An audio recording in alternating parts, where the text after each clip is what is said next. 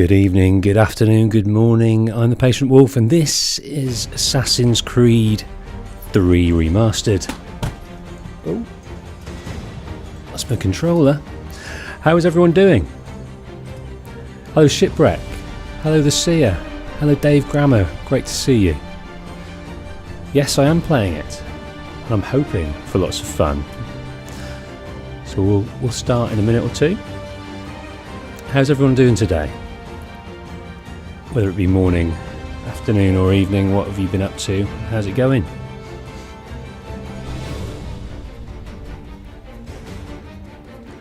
And also tell me if my voice is okay and if the levels are alright. That'd be helpful.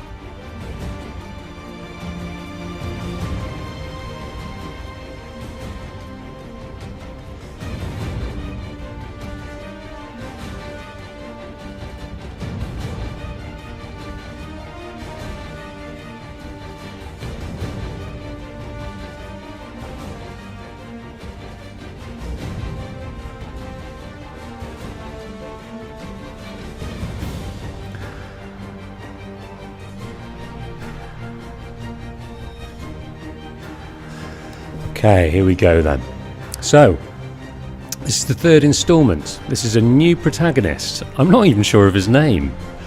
I'm that clueless on this. Full disclosure, I did start this game and played a sequence or two a while back. My system tells me, but I can't remember a thing about it. I do know a few things about this game though. An element of the ending has been spoiled for me, just by nature of studying the lore as it's up to now after the Ezio trilogy, and there is a slight twist in the front sort of 20% of this game, and I'm aware of that as well. But other than that, it's a part of history that I'm not overly familiar about. I am currently reading a George Washington biography to get a taste of it, but I'm looking forward to diving into it, finding the next evolution of the Assassin's Creed franchise. I mean, how old is this now? Is this 10, 11 years old? So I have watched a couple of the trailers that released at the time, just to get a sense of what the mechanics they were proud of, and I think the kill animations and the movement animations are something they really were kind of selling, as well as there was a few wildlife encounters, so I think there might be a bit of hunting, and traversal looks like a thing, and also I think the anvil system, anvil architecture that they coded the game in, I believe that allows for more characters on screen, more things on screen, and won't grind it to a halt. So I am looking forward to diving in and discovering. It's been a long time. If I wasn't making these story videos, I would have played all these a long time ago, just bounced over them, but I wanted to take it slow and do it piece by piece. So, buckle up. Put your headphones on, zone out, tune in, and let's discover together the world of Assassin's Creed 3.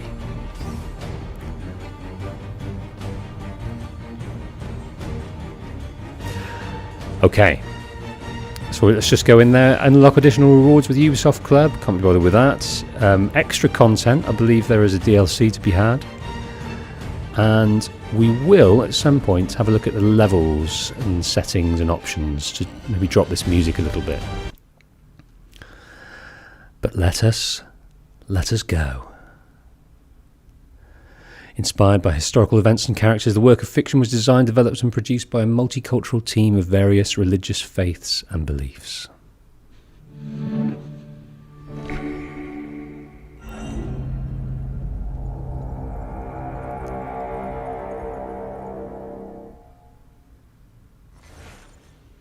Okay, we do have some options here. Okay, so that is the DLC. I thought you could Well, I didn't know what I thought, but usually the DLC is within the game, so it looks like you play that separately. I wonder if you carry over your options. But let's just tweak the Animus. Let's just do the music. Just drop that down to 8. And the effects 1. So the voice stays nice and clear, but the music does not. Brightness, maybe just chuck it at 1. I believe. Blood on, yes please. Let's have the speaker's name so we can stay up to date with who's who. And let us go. Welcome Jika, welcome Televiano, Zayad, Melvin, Hazem. Starting your game. Let's do that. Used to be when people talked about the end of the world, we locked them up. Steady. Or laughed them off. Sometimes both. But we never took them seriously. Maybe we should have. But I'm getting ahead of myself. Better to start at the beginning, with the abduction of Desmond Miles, my son. This boy had no ambition, no direction, no plans for the future. What he did have was a heritage, one he chose to deny. It nearly cost him his life. He was captured and imprisoned. Those who took him believed he could help them find something. The apple. One of several artifacts we call pieces of Eden. Bits of ancient technology scattered across the globe. Some hidden, some found, all of them dangerous. Most are held by a single group, the same group that now had Desmond. You know them as Abstergo Industries. We know them as the Templars, as the enemy. We've been fighting them for thousands of years, even longer if you believe the stories of their origins. I do. After all, I've seen the truth. That's the beauty and the horror of the Animus. A device that allows us to enter and experience the lives of our ancestors. It holds the power to change everything, to show us history the way it really happened. Up until its creation, to the victor went the spoils, went the truth. We're trying to fix that, to free minds and bodies both. But there's only so much that we can do, and the Templars have the upper hand these days. But something larger than the Assassins and Templars is approaching, bigger than all of us. And if we can't find a way to stop it, these next few weeks will probably be our last. Everyone's last. In the end, it all comes down to him. To Desmond. Through the Animus, he discovered his heritage, explored the lives of his ancestors, and uncovered their secrets. When that was done, he trained. He used another ancestor to provide decades of experience in the span of a few days. It worked. We think. We hope. Soon, though, soon we'll know. That ominous date fast approaches, December 21st, 2012. None of us knows what it'll bring, only that this is where they want us to be, when it does. They've been guiding us in their own fractured, frustrating way. These voices from the first civilization, the ones who came before, a precursor race of immense power and uncertain motives. They're the ones who made the pieces of Eden. This is where they've led him, and through him, us. He stands at the entrance to this long-lost place, armed with the knowledge of Altair and the abilities of Ezio. He holds in his hands the apple of Eden, and we stand at his side, ready to support him however we can. His name is Desmond Miles, and he has brought us to the end.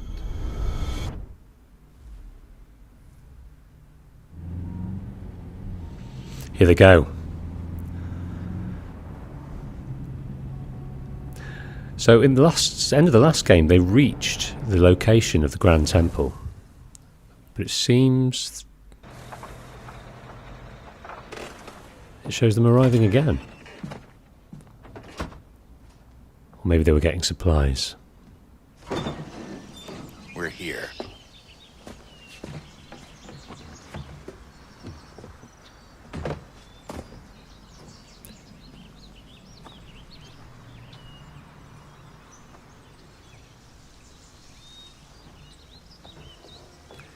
His face changes every game. Let's go.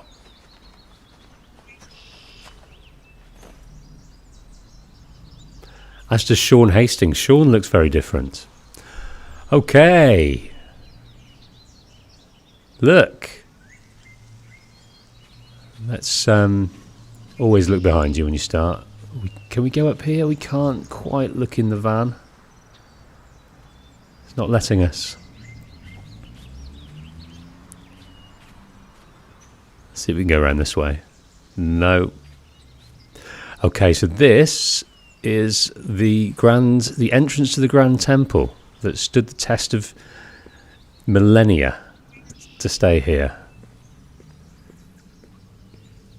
Yeah, it's certainly a step up, isn't it? I know it's remastered, but it is a step up from, you know, from the trilogy. But looking, they've also stepped up their production value on their introduction there. That was quite something. Recapping where we're at. But it just reminds me how amazing this story and what a precious thing it is that Ubisoft have come across. It's this saga that crosses time, and it's a battle between two forces. It's a present day battle between those same two forces, and it's also this overarching cataclysm that's on its way. And at the moment, this man here is the most important because he has been given the role of trying to prevent it by the ones that came before.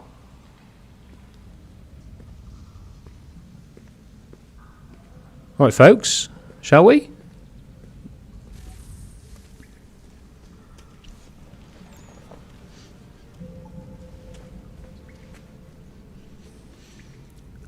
An impenetrable door, maybe.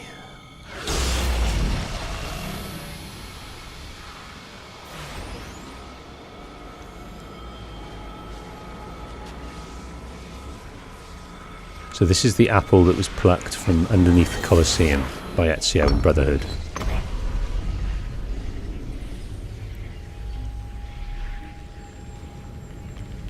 In another moment, down went Alice after it, never once considering how in the world she was to get out again.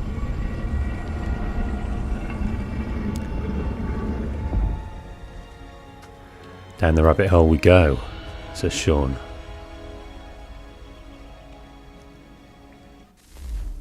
Oh. Okay, we've snapped a fluorescent light. Okay. This kind of very smooth kind of rock face. It's obviously a feature that continues throughout the series. I have played the later games, so that isn't blind to me. So obviously this feature is carried on through.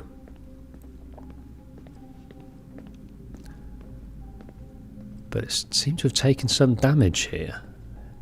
It's maybe collapsed over time.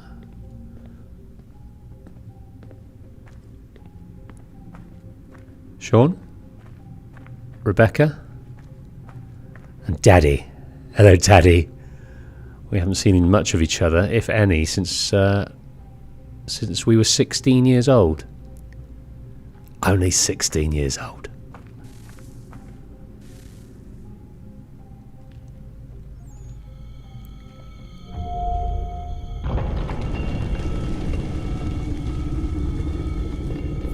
I think we're here.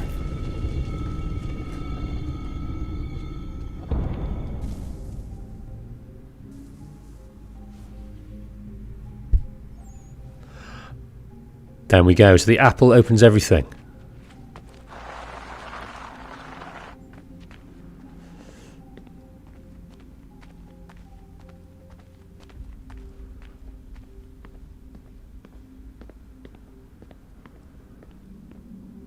Come on, folks, where are you? Are you coming down later?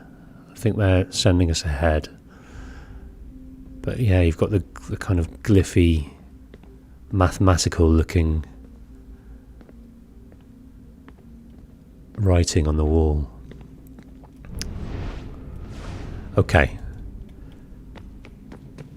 Similar controls in that you hold right to action things. And then hold down X to sprint. But here we come into the main hall.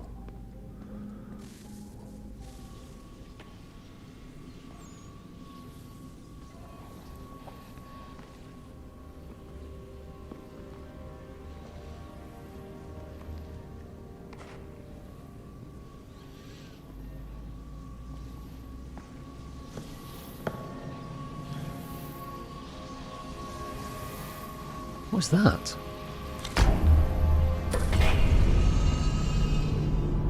Some kind of old world key. Basically powers the whole facility.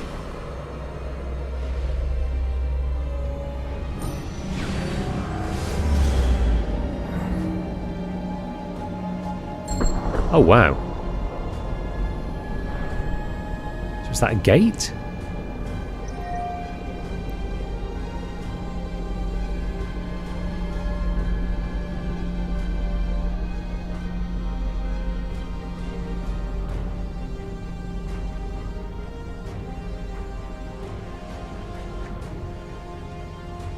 Oh, the bleeding effects hitting in. You must find the key. Okay, so Juno's back. Son? Sir. James Holden. Here we go again. So is he He's entering without the You Animus. hear us? Yeah. What happened? The temple triggered a bleeding effect. You collapsed and entered into a fugue state. So naturally, you dropped me into the Animus instead of, I don't know, making sure I was okay? You weren't in any danger. Besides, the temple appeared to be communicating with you, and I didn't want to risk severing the connection. At least not until we knew what it wanted. Right. Of course. Son, No, it's fine. I get it. And I know what I'm looking for, by the way. It's a key. Just no idea where it is, though. Guess that's why she triggered the bleeding effect. She? Juno, Dad. She's talking to me. Okay, Desmond. While you were, visiting Constantinople, we picked up a software update for the Animus. I'd like to run a couple of quick tests, make sure there aren't any major issues. All right. What do you need me to do? We'll start simple. Walk to the marker over there. Okay, just going through a tutorial, finding out what's changed, what's remaining the same. Hold to run. Yes, so we can get up there without holding the X button. Okay, Desmond. Let's practice climbing on these objects. Okay, climb to the marker. I'm just jumping down. That's it. I don't need to press X.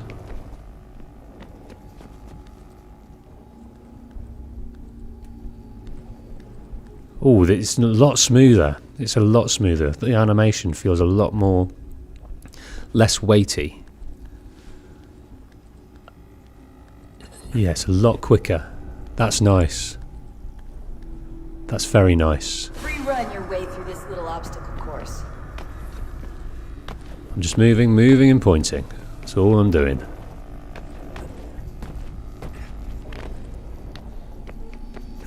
Holding down R2, mind.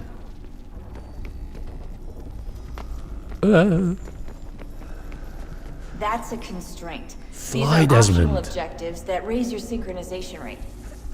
Perform All right, optional. Desmond. Follow the on-screen instructions and kill the 2 Templars.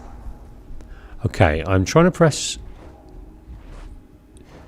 Yeah, it's not automatically highlighting when I press L2. So it must just be contextual to where you are.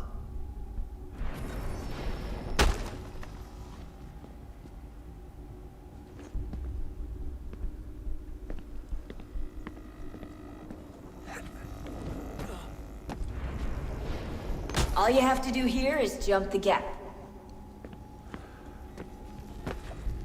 See, it's quite weird not having to press...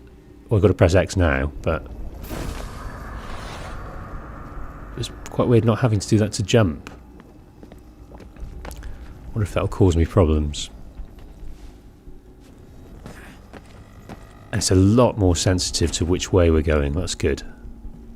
And the animations seem a lot smoother. I think they've just pulled a decent number on it.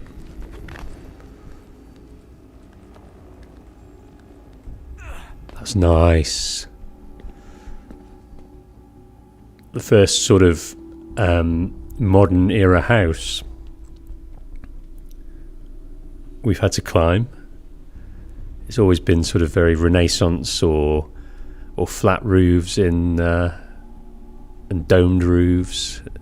No, this just looks modern era.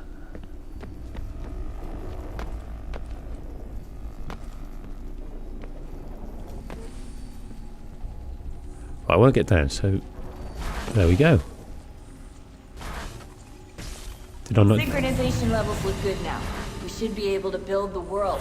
Time to find out what the temple wants from you. Wow. View progress. We're a man. Which man? I'm not sure.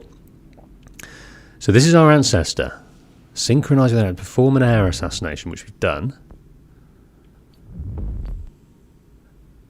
Assassinate the target at the Royal Opera House. Reach the memory for more information.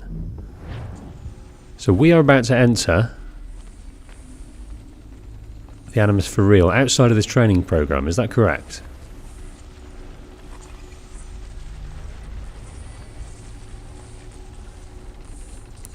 I'm going slow. Sir? Sir? Everything all right, sir? Yes, fine. Hatham. I'm just preoccupied, that's all. Don't forget your invitation. Master Birch will be meeting you inside. Thank you. Where shall I retrieve you once you're done? Front of the Opera House. And be quick about it. Don't expect to be here long. I'll bring her round at once. Thank you, James. So we're a British guy. I'm not going to pretend to not know that I think I know who this guy is. And analysing his sort of cloak here, at the top you see a cross.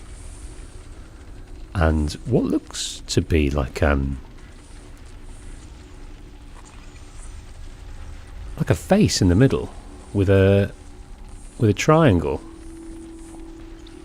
Can't get too good a look there, but yeah, I'm not going to pretend I don't know who it is, because I do, in terms of the outcome, but I'm not going to mention it again until it until it happens and I know for sure. Hi Ricardo. Yes, it is a nice outfit. It is a pretty outfit. That hat as well. It's very sort of highwayman. John Holden. Okay, we'll get to learn about these guys, I'm sure. Sequence 1. A deadly performance. So we're exiting the training program. Thanks, Rebecca, for filling us in on this. She's told us there's a few updates to the Animus, which is kind. I mean, she was probably twiddling her thumbs while we were recovering in the old test program with old Clay, and she just tinkered away. So let's see the fruits of her labour. Off we go. Invitation, please. Covent Garden, 1754, Theatre Royal. Take your coat, sir? Okay, it did say we've got to go and do a kill. New email received. Leave Animus to read it. We're not going to do that. We just arrived. You are requested to kindly find your seats. Okay, Opera House. Obviously, there's a performance. Hello. How you doing? I'm trying to interact with these folk, but not happening. There's a lot of people in here. This wouldn't happen in the other game. A lot of people. Look outside, it's all going crazy because this is the start of our memory. We can't access out there. Who's this gentleman here?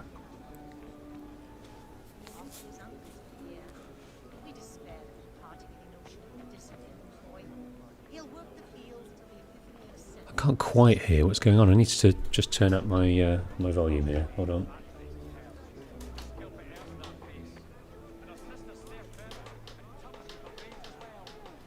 That'll do for now. Okay. Opera goers in their finery.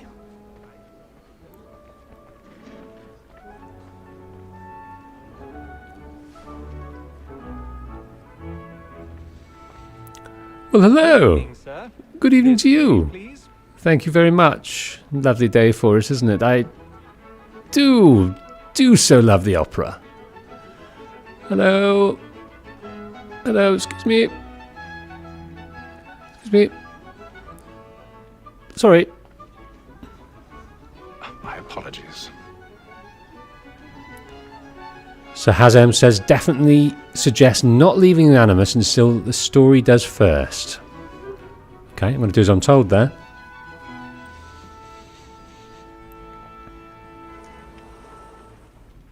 Evening, Haytham.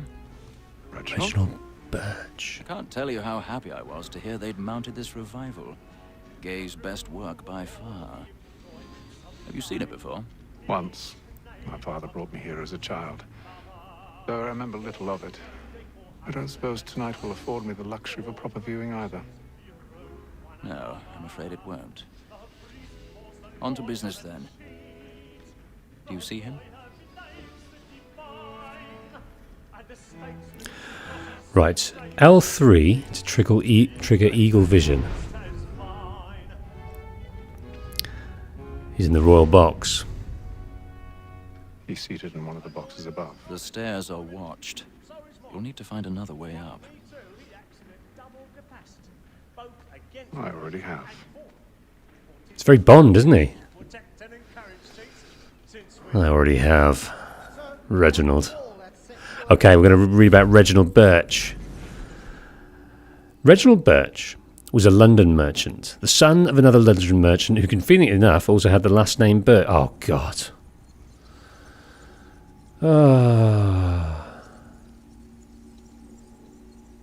We've got Hastings. We were treated to Subject 16's less badly humoured take on these databases. Now we've got bloody your man back again. Sean, another London merchant who, conveniently enough, also had the last name Birch. It seemed it was one of those hard to put your finger on things that ran in the family. You're a prick, Sean. You're an absolute prick. Birch started in business for himself at an early age. By the time he was in his mid-20s, he already owned several merchant ships, mainly dealing with the tea trade to the American colonies. That's pretty good going, seeing as by the time... I wish I could redact all the pointless Sean stuff. By the time most people in their mid-20s, they don't even own a shirt. I have him as a part owner of the Providence, among others. Later in life, Birch also owned several businesses in and around London. He was a member of White's, which was a posh gentleman's club in London, and generally a well-known and respected man about town. From what I can tell, Birch met Haytham Kenway while working for his father Edward, so his dad is Edward Kenway. They were introduced at White's while Haytham was still quite young. Birch would eventually take over Haytham's education, tutoring him while on a tour of Europe in the 1730s. So that was 20 years prior. And from what we've seen in the Animus, it seems their friendship continued into adulthood, with them working together as members of the Assassins. Okay.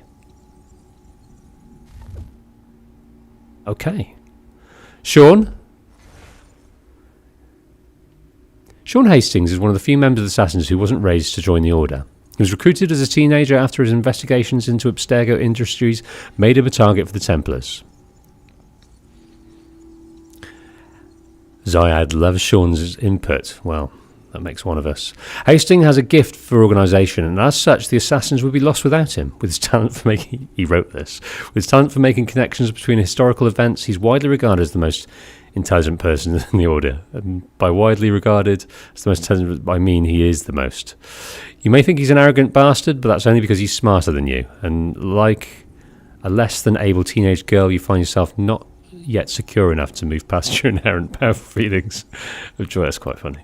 Of joyless jealousy and simply appreciate me for who I am. Oh, good. You're actually reading these. I was beginning to wonder if I was wasting my time. Because you know how much I love wasting my time. Now make some tea, would you? Okay, well. We, of course, know about Altair. He died to save, committed suicide. Well, only shortly thereafter, the assassin he died to save committed suicide in front of the 11-year-old Altair. That was Abbas's father. With his parents gone, Altair looked to Al-Mualim, and then mentor of the order as a father figure. Al-Mualim recognised Altair's potential and took on his training personally. Altair reached rank of Master Assassin by the age of 25, an unheard of accomplishment. If there was an Assassin Book of Records, there'd probably be a picture of this fella on the front. Well, he wrote his own Book of Records in the Codex. Altair was one of the best fighters in Assassin history, with an arrogance to match. I think he was arrogant until at the end of Assassin's Creed 1, and then he changed to one of humility and learning. After his Asmus mission in 1191, in which he broke the creed and very nearly let an apple of Eden fall into Templar hands, Altair was sent back to the novice rank. As part of his rehabilitation, he was responsible for taking out the major players in the Templar Order at the time, including the Grand Master, Robert de Sable. Tragically, in the end, he was also forced to kill Al-Mualim. One of the things that made Altair such a deadly assassin was something we now call eagle vision, a kind of sixth sense inherited from the first civilization. It allowed him to read his enemies and surroundings in a way that goes beyond what the human eye can see. Of course, you'll know more about that than me. Okay, well, we know about Ezio, of course. He was a playboy in his teenage years. He fled with his mother and sister to Monteriggioni and teamed up with Mario. And he did assassinate for a decade, and he cornered Rodrigo but let him go.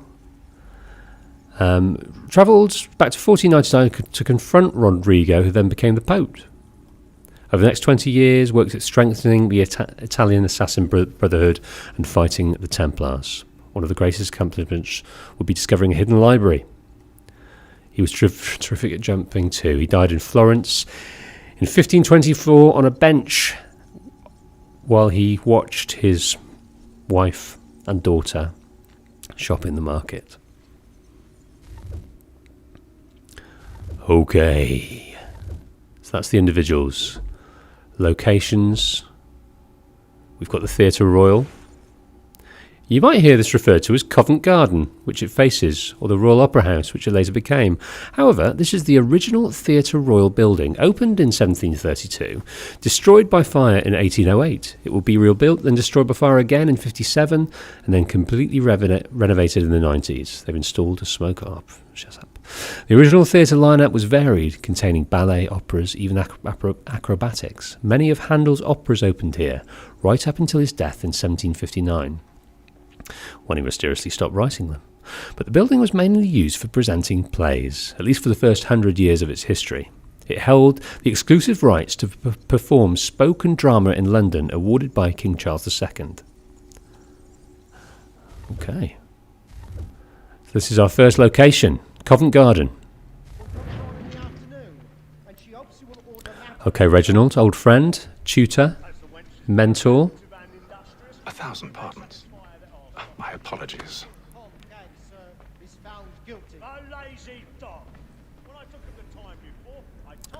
Okay. Birch makes a larger appearance in the A.C. Forsaken novel, which serves as a mini prequel to this game. Would recommend. Oh, I didn't know that. Oh, I'm going to dive into that straight away then. I did not know that there was a prequel. Usually the games are... The books sort of follow it closely. The game. Playing this when Elden is out? Damn. Yeah. I'm one of those guys that not a huge From Software fan, but that's my own fault, not From Software's. I haven't given it the time or energy to get good enough to enjoy it.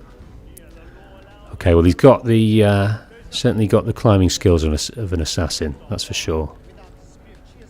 No one can see what we're doing. No one's looking up. The performance is too good.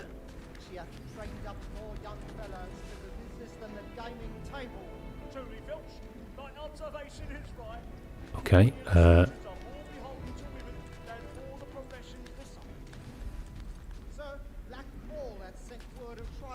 Want us to go up? Fine. What are you chatting about, boys? He's having a drink.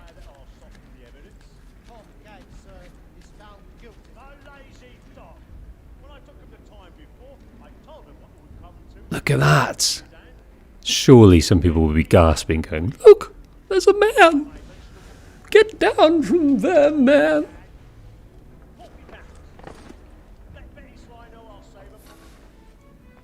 Okay. So definitely suggest reading the Forsaken novel along with this game, although maybe wait until sequence 3. Okay, we've got to pick a lock.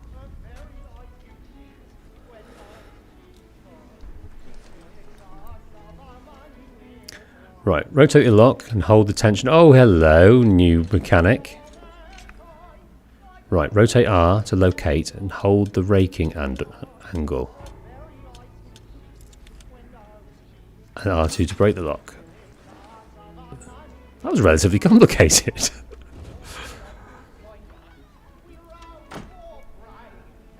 Haytham Kenway. Okay.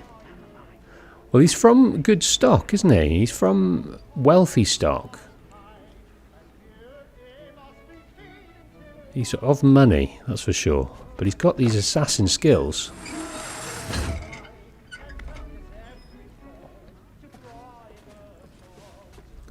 I've got a bit of stage fright. A little Dutch courage will put a bloom in your cheek. Yeah, you have a nip. Beggar's Opera. Oh, didn't mean to do that. Just trying to find that database entry. The Beggar's Opera. The Beggar's Opera opened in London in 1728. Well, this is later than this. It's a musical, one of the earliest ever created. It was written by John Gay, a writer and friend of both Alexander Pope and Jonathan Swift. Two of the prominent... Oh no, I'm mixing my dates up. Prominent literary figures of the day. The opera was both popular and controversial. Popular partly because it was an excellent skewering of Italian opera, which was very popular at the time. However, instead of complicated Italian songs, the Beggar's Opera featured folk tunes that the audience could recognise, meaning you could hum along even if you didn't know Italian. This is the birth of popular culture, it seems. The birth of prime-time light entertainment. Thank you very much, Beggar's Opera. It was controversial because of the subject matter. It's set in the Newgate prison and the main characters are all criminals who act much like the upper classes. It was a send-up of the British nobility, including veiled criticism of the head of government, neither of whom traditionally have a sense of humour. I've never met a queen who likes a knock-knock joke. Actually, I've never met a queen. The Beggar's Opera was accused of being a base form of entertainment. And because its main characters were criminals, accused of causing increasing crime, it's nice to see that the criticism isn't just for video games, but the opera corrupting our kids. Thank you, Sean.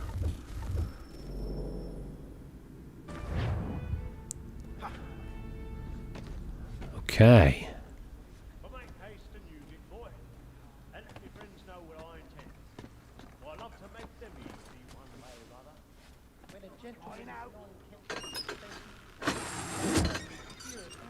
Down we go.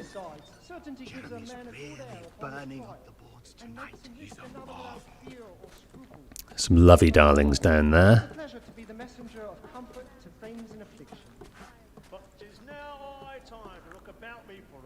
Right, don't want to go down there, we want to go up here. So I'm a bit confused. Should I'm getting mixed messages here. Do you think I should just wait to read it? Or wait till sequence 3? Or what?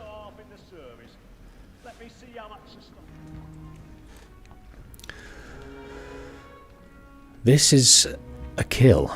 A target, a kill.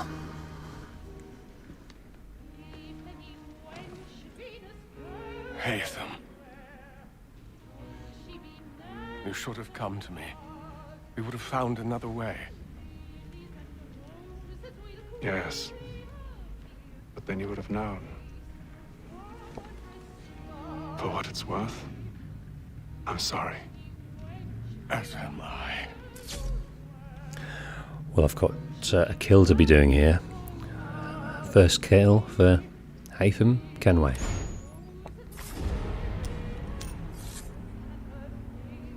What did he take there? He took a medallion and it's circular in nature. Oh, you've got to die, son. Altair would kill him.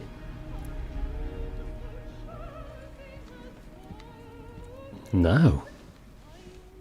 He lets him go.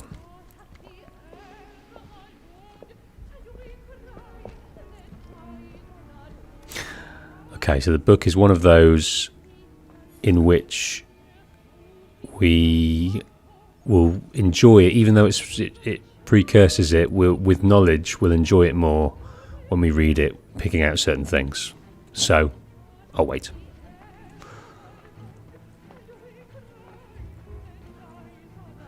Is it by Oliver Bowden again? Okay, I'm just walking. Come, please. I saw him run that way. He went out that way. But I've done no wrong. I swear it. Anyway, He had a knife. He did, he had a knife. Shocking, I was just there. I beg your pardon. Did you notice anyone suspicious coming from that room? Hold X while walking faster and... so you kind of glide through them. I can't get out of here fast enough. Yeah, okay, through Order! here. We must have order!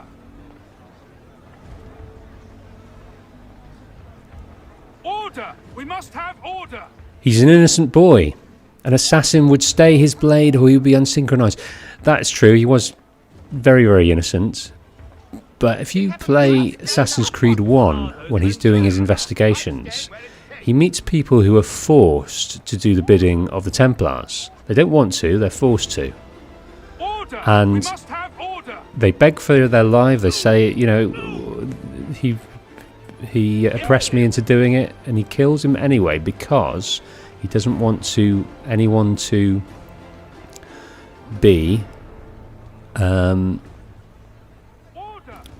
informed of his plans. But that's where it stops with Altair.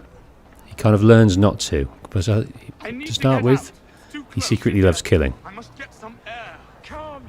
Okay, we're escaping here, but we're doing it very calmly.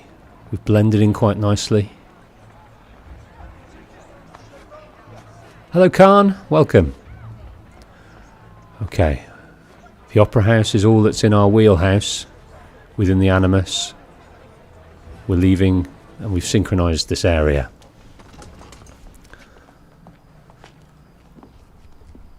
So he's like our assistant or manservant. And how was the opera? Rather right-hand dull, man. truth be told.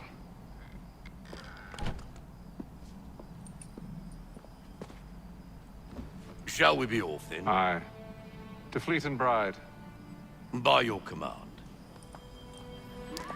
That looks kind of Incan, doesn't it? Or Mayan. Is this the key? It's obviously got... Fascinating. Gentlemen, I hold in my hand a key. And if this book is to be believed, it will open the doors of a storehouse built by those who came before. Ah, yes. Those who ruled, reigned, and vanished from the world. Do we know what it is that will be held within? It could contain certain knowledge. Perhaps a weapon, or something as yet unknown, unfathomable in its construction and purpose. It could be any of these things, or none of them. They are still an enigma, these precursors. But of one thing I am certain. Whatever waits behind those doors shall prove a great boon to us all. Or our enemies, should they find it first. They won't. You've seen to that. I assume you know where this storehouse is? Ah, Mr. Harrison. Gentlemen. How fare your calculations? I believe the site lies somewhere within this region. That's a lot of ground to cover. My apologies. Were that I John could Harrison. be more accurate. That's all right. It suffices for a start. And that is why we've called you here, Master Kenway.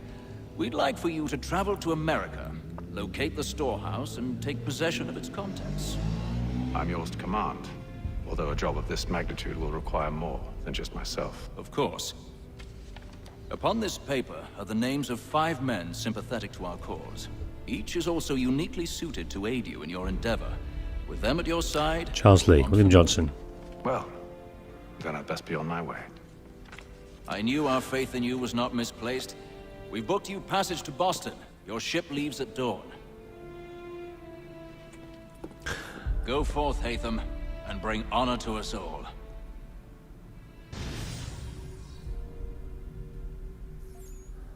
Okay, off we go. Mission complete. I don't think I could have got that very wrong. Let's view the progress. Assassinate the target. Journey from London to Boston aboard the Providence. Yes, let's travel to Boston. John Yor says that's my favourite part of AC1's story, the grey areas and the philosophies. Yeah, it's it falls on both sides, doesn't it? It's pretty great. KG, will you just be focusing on main quests with some side quests, or 100%ing the game? Now, depending on the activities, I'll definitely be doing all the side quests, and I'll definitely be finding any story, however tenuous. But if there's kind of, like in AC1, pointless flag collecting for the sake of it, I will probably leave those, but I'll need to discern what's important and what's not. So for ostensibly, I'll be doing everything I possibly can. Will we be streaming every episode, or just this one as the first one? I'll probably be doing them all. Okay, let's do this. Side missions. We've got side missions. We've got discovery. We've got naval, for goodness sake, and homestead. These are all pretty spoilery, aren't they? I have no idea what these are. So these are obviously all the sequences over here. They don't give out spoilers yet. So Hatham. So I've got a niggling suspicion that I know the outcome of this, so I don't want to get too attached to him. But do we like Hatham? Do we like Hatham? I mean, do we want to like him? No spoilers, please.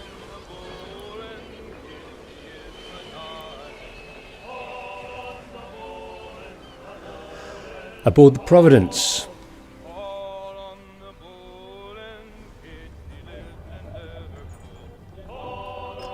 He's a journaler, that's for sure. Some fresh air might do me good.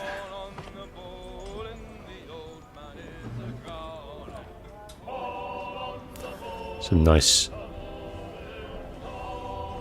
So let's read about the Providence. Some nice songs there. Naval songs. So the Providence was one of the many sailing ships in the British Merchant Navy, which basically means it was a trade ship rather than one meant for war. You'll notice it's carrying cannons, but those are mainly for protection. The ship was built in 1748 and made several trips a year between Britain and the North American colonies, with occasional visits to the West Indies. The manifest doesn't indicate anything particularly interesting. Mostly it carried staples like tea, molasses and cloth. It's captained by its part owner, one Samuel Smythe, who got something of a reputation among sailors for both cruelty to his crew and penny pinching on rations. Incidentally, that's not exactly a way to keep good sailors on board. The crew is probably both inexperienced and disgruntled. Ideally, you want an experienced crew who are hugely gruntled. Although you likely don't know much about running an 18th century sailing vessel, odds are...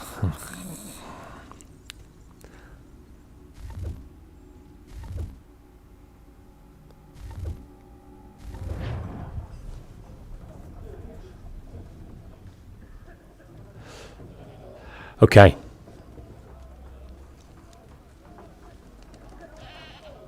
What have we got?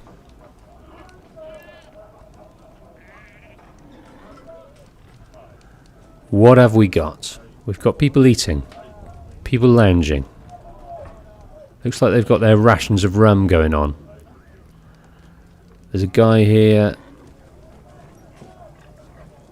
over a barrel. We've got a game over here. Some kind of checkers or something. They've got some livestock on board and somewhere to cook and store produce. Pig, sheep, goat. Cheese and bread going stale, and I imagine that's some kind of brandy. We've got onions, potatoes, fresh produce. Don't know how long it stays fresh, and I don't know how long the journey would have been. But these are cured meats, so they'll don't look cured actually. I don't want to be hanging fish up there. Okay, compared to later games, the side quests here are worth complete. Keep Cool Games, I can't wait for the critique of this game. I mean, I can wait, just don't want to though. You'll be waiting a long time, Keep Cool. I can't do everything, unfortunately. It takes me so long to do the critiques, even longer than the story videos. And it absolutely taxes my brain, so I just don't get any output. I did the first two, enjoyed those, but they took me so long because I had to go through all the game with a fine-tooth comb, and I'd rather just speak my mind on the playthroughs, and maybe at the end of each playthrough I'll make notes and we'll talk about what we've seen. But unfortunately, I haven't got the bandwidth to do that. Jika, hello. Jika's always on the Horizon Forbidden West streams, which will now take place on a Tuesday. Thanks for turning up to those. What orders to play the games? Well, I've been playing them in release order, and I've also played the later ones. But the later ones, I turned a blind eye to any of the old lore. I kind of skipped through them because I wanted it to be a surprise. But you could enjoy those very, very much without too much knowledge of the lore. Because I did. The success of the naval missions are what inspired future entries at the time. Looking forward to your opinion on them. There are people to talk to below deck and also speak to the captain before heading to your main mission. Right, so how do you speak to people? I guess you've got to wait for an opportunity to do so. It's saying go to the upper deck. I'm trying to get an opportunity to speak to someone, but it's not coming up with anything. So I'll head upstairs. Khan, how did you find the New Horizon game? I'm about 12 hours in and I'm really, really enjoying it. It's like the jump from Assassin's Creed to Assassin's Creed 2. They've hit upon the lore and the mechanics, and they've just doubled down and improved them and added more variety and more loveliness. It's great. I really like it. All will be well. You sure about that? Of course. Have I ever led you astray? Nah. Though you don't sit right with the others. Have faith, my friend. You'll see. Well, well. Seems our esteemed guest has deigned to grace us with his presence. You might want to head back to your quarters. Top deck's no place for tender parnells. We're not a tender parnell, mate. Here you are. Fancy yourself a joker, eh? Let's see how funny you find this. That's enough, Graves. Stay out of this. Right, Graves, you're going down, mate. I'm going to take you right down. Right, punch and counter. I countered there.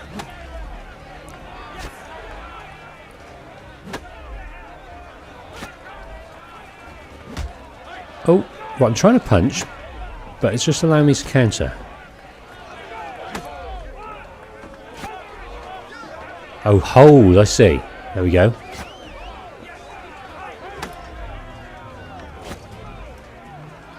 Hold before the attacking indicator appears over the enemy's head. This way you can parry to deflect attacks. I don't know what I'm doing. What am I doing? Hold circle before the attacking indicator appears over the enemy's head. That way you can parry. There we go. There we go. Right, I'm spamming now. Listen to this, Hector.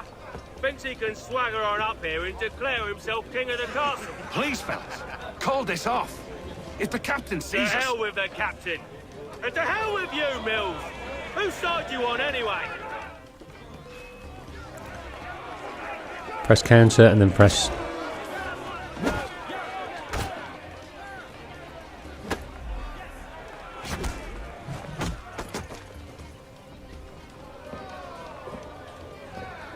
I'm ready to go again if you are. This is unwise. Why is that? You think I'm afraid of you? No, but you should be. But you should be.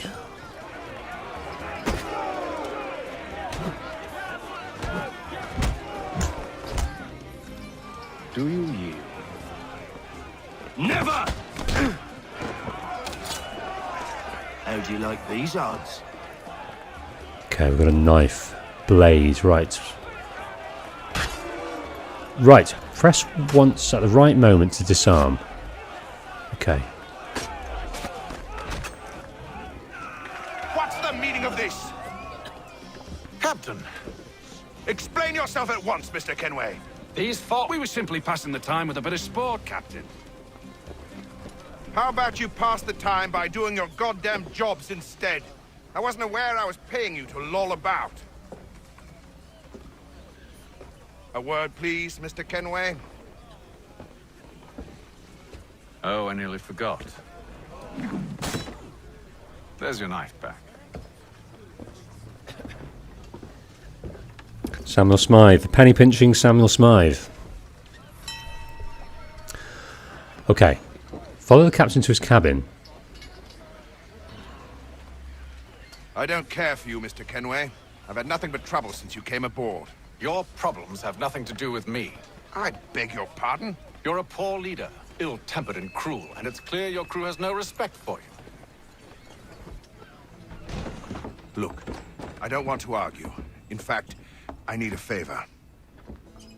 Oh, this is rich. I suspect some of the men intend to mutiny. Really? What a surprise. As I cannot trust any of them, I am compelled to turn to you.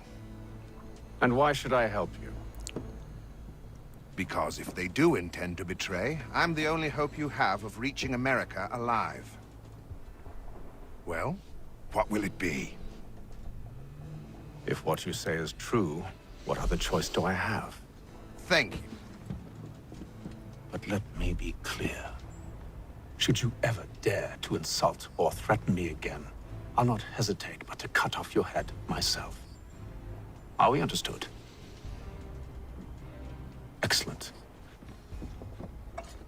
Crystal, by the sounds of it. Good day.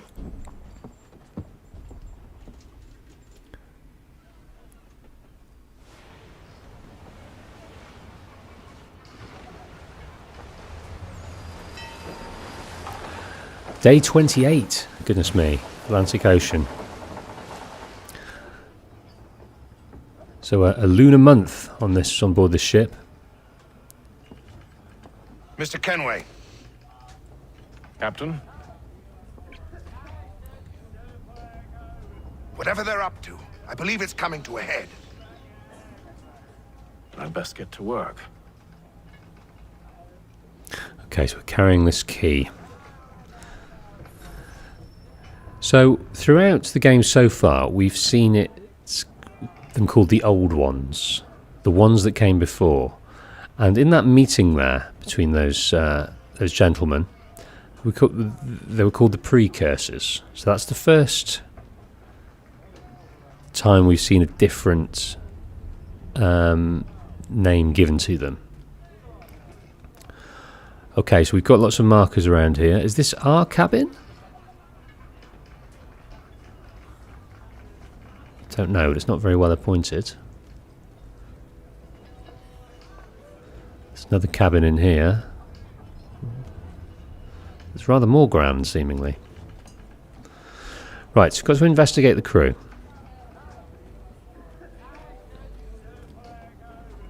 That's the toilets, that is.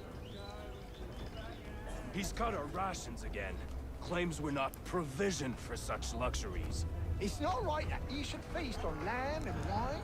Right, can I speak to this gentleman? tinned fish and biscuits? Someone needs to have words with them. Mills, try. Hello?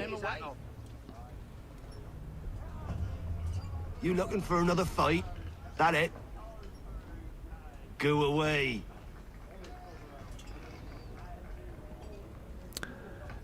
I may do that. You don't want to be talked to again, that's fine. Go away. Go on. Go away. Right, we might do some dice, some games, but I'm more keen on talking. Louis Mills. Pasting you gave Graves and Quill. Wasn't by choice. Aye. Blockheads, the both of them. Where are my manners? Louis Mills. Pleased to meet you. Haytham Kenway. So, should I be watching my back? I think the boys learned their lesson. They're normally not so nasty. Honest, it's just the past few crossings have been a bit rough. Oh? Captain's trying to cut costs. Reduced rations, lower wages, more dangerous cargo. It's put the crew on edge. Is there cause for concern, then? Not if I can help it. But the captain needs to think about the way he treats his men. Very disgruntled. Not quick enough to grab the databases. Right, here we go.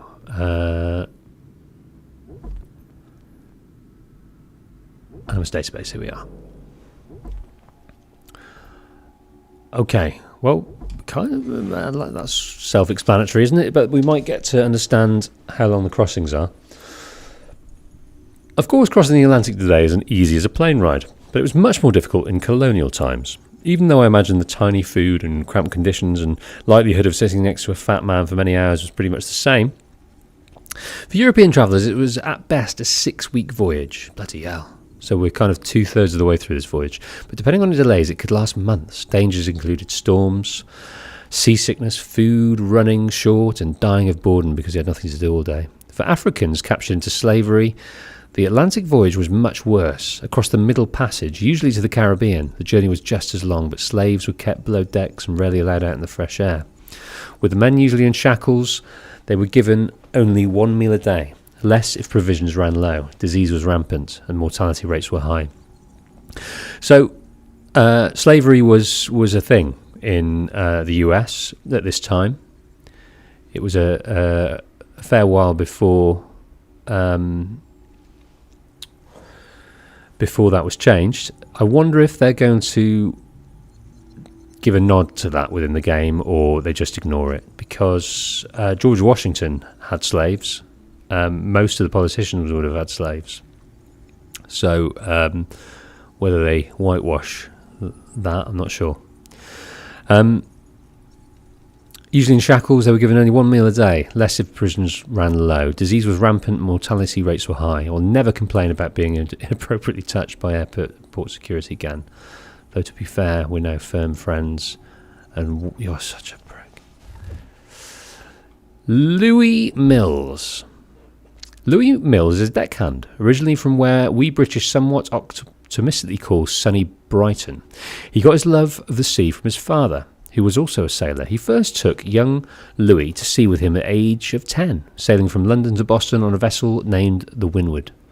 As he grew older, Mills kept working as a merchant marine, travelling the world and gaining a reputation as a reliable and level-headed sailor. He joined the crew of the Providence in 1752, staying with the captain and crew through a variety of hardships, though by 1755 he was thinking of moving on. So he's been there 3 years.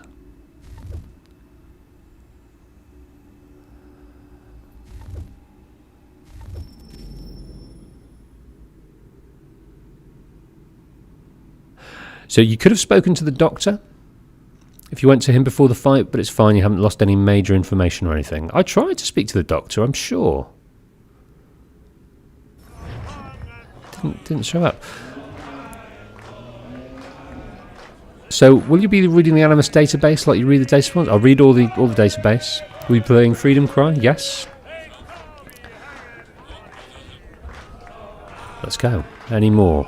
There's another situation here. Right, this guy we fought. Is that correct? I ain't got nothing to say to you. Okay. Right, do we play this dice game? Is there any value in playing it? Hello, Robin. Thanks very much. Welcome to the stream. I want to speak to all and sundry. Who's got a conversation for me? My name is Hatham, and I wish to talk to as many people as would wish to talk to me.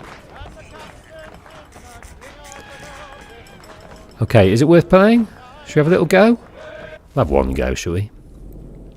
Sometimes referred to as Cowboy Checkers, Nine Men's Morris is a board game that dates back at least to the Roman Empire. It's played on a board with 9 stones for each player. Players alternatively place stones. 3 stones in a row gives the player the right to remove an opposing stone. Leave the opponent with less than 3 pieces. Form mills to capture enemy pieces. A mill is formed when 3 of your pieces are placed in a straight line. Forming a mill allows the player to take an enemy piece of their choice. Players place their pieces one after the other in any empty space on the board. Players take turn moving their pieces to a neighbouring empty slot. When a player is left with only 3 pieces, he can move them at any empty slots on the board. Clueless.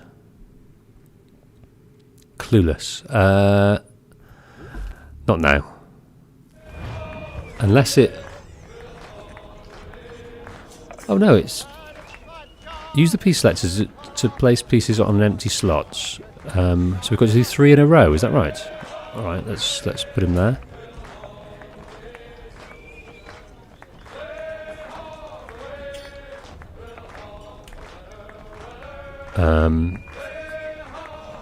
So I've got to block him there, have I? Is it like...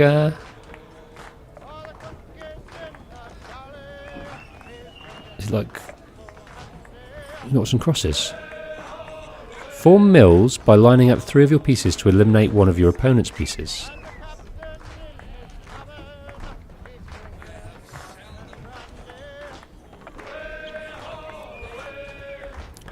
So he's going to put one in the top right now and he's going to eliminate one of mine, is that right?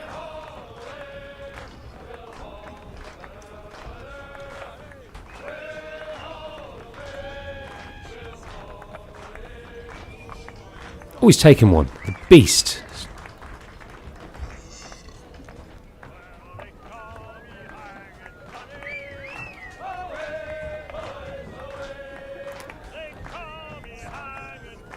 Right, I'm still fairly clueless as to the tactics of this. Hello, Rev. We're playing some game that we don't know what we're doing amongst. Yeah, I thought he'd put it there.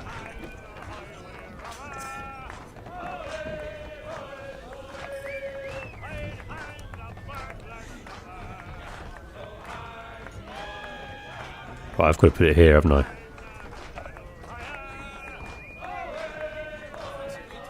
So, Ricardo, you're enjoying this minigame. You enjoyed this minigame. Okay.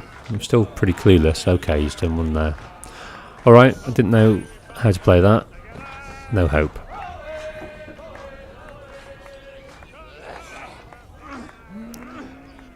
Okay, this optional objective is limit health lost to 10%.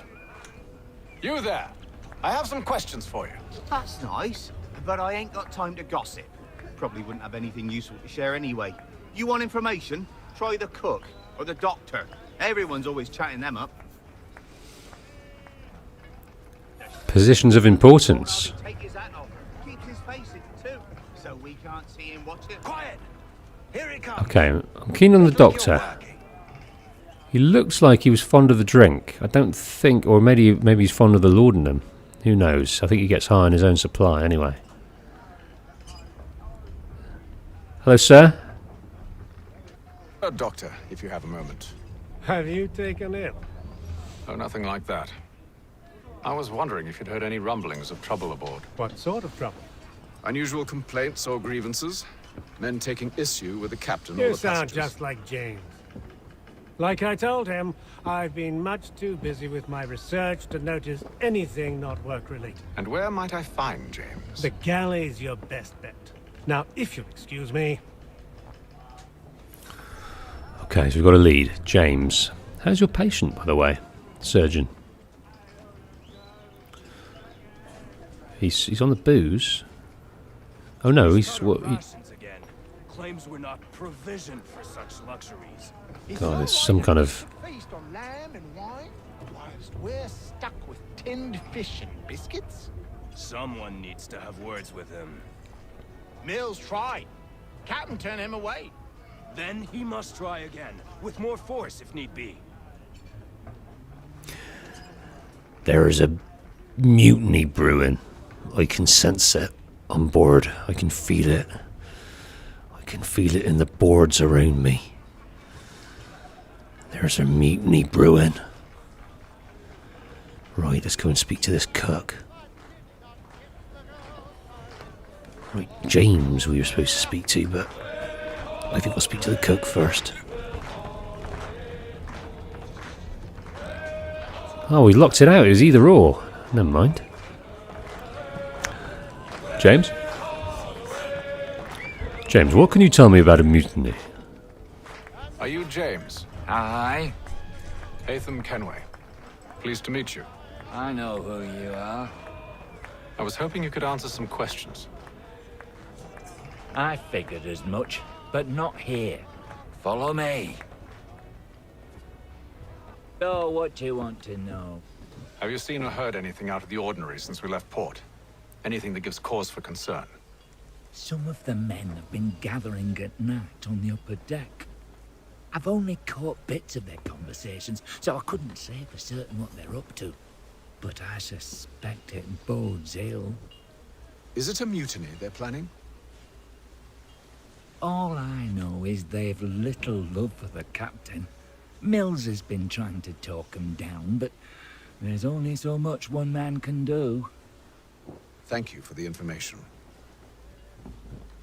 I only wish to see us reach the colonies alive.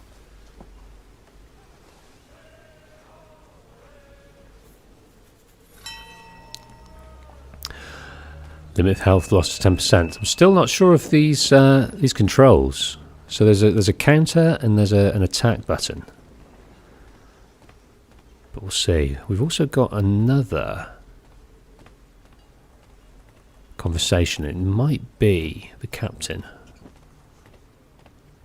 Because that one's up there. Yes, I think it is. Let's talk to the captain. Samuel, sir? We're onto a lead.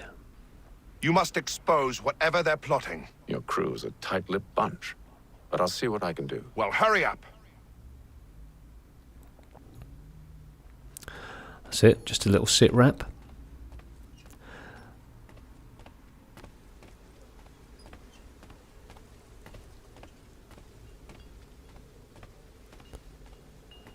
God, it's peaceful though, isn't it? Neria land in sight. The old quartermaster there. Surely we get to climb that. Oh, we do. We do. I'll wait till there's a cause to first. Is there some kind of collectible up there, maybe? Evening, sir. How are things? Calm and quiet. Just the way I like it. What brings you topside? Thought I'd wander a bit. Stretch my legs. That's all. Take care where you tread. The deck hides all manner of danger in the dark. What was that? Someone's throwing cargo overboard. We got some barrels. But why? Okay. Investigate the noise on the lower deck. Did you see that, sir? Did you see it?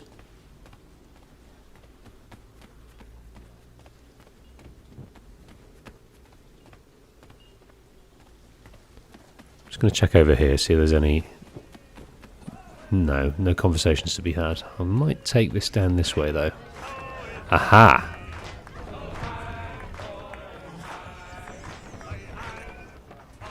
Quite the basting you gave Graves and Quill.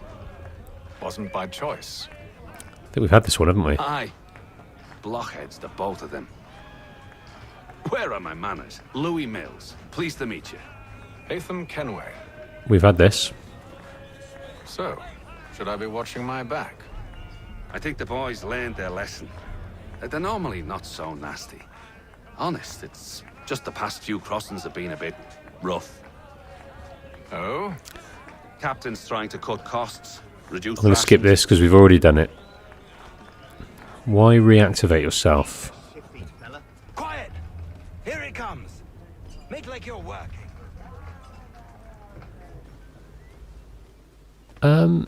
Oh, it's down here. I think we went the wrong way. He's cut our rations again. Claims we're not provisioned for such luxuries. It's not right that you should feast on lamb and wine, whilst we're stuck with tinned fish and biscuits. Someone needs to have words with him. Clue.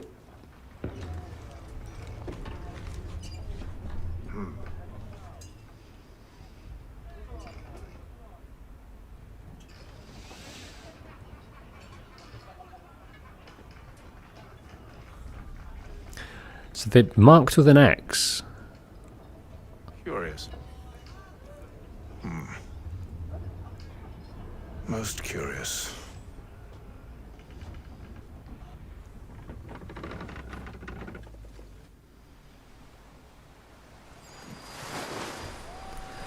So this is 5 days later.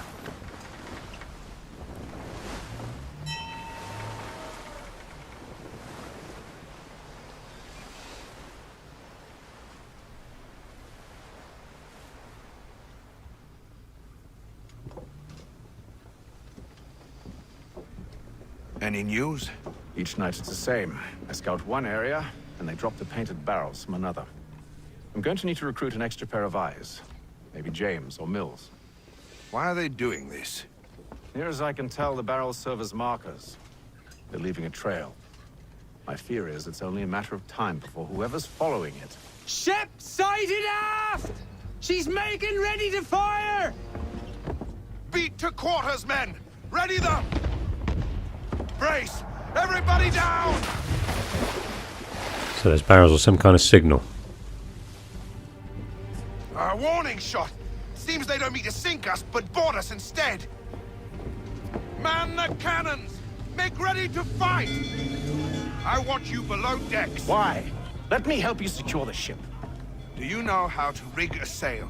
To load a cannon? To wage war at sea? I didn't think so. Now return to your cabin, or do I need to have you escorted? Got to obey the captain. Secure the hatch! Haytham. Have you been topside? A ship's appeared and means to board us. It's strange. There's no sign of mutiny aboard. Doesn't make sense. Ah, but it does. What do you mean? Oh, Louis. Did you think you could escape from London so easily after what you did at the opera? That we wouldn't notice? That we wouldn't follow? Oh, it's a twist. So that's what this is about. Surrender, and I will see that you are treated with honor. If you wish to treat me with honor, give me a sword. Are you sure this is how you want to play it?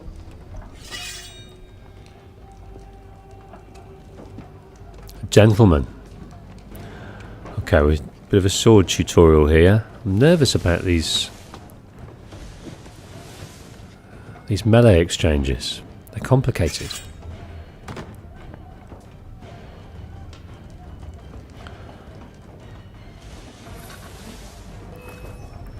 Right, a red designated target must be killed. Oh! Right, I'm just spamming here.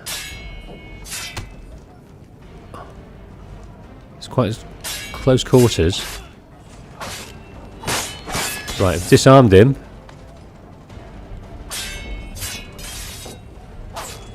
Again disarmed him. Nice.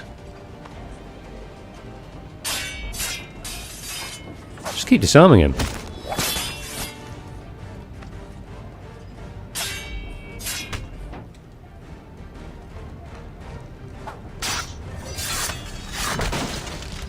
Ooh. Don't know how I did that, but that was funky.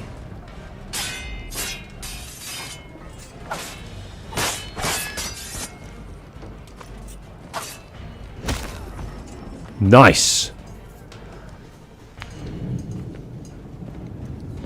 I told you to stay below decks. I did as you asked. Only Mills was there waiting for me. He's the one that drew that ship here.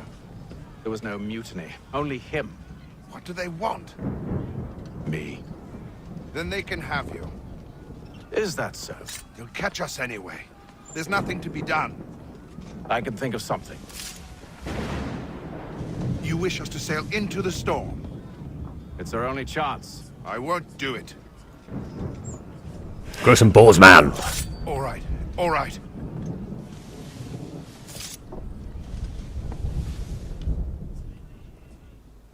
Do as I say.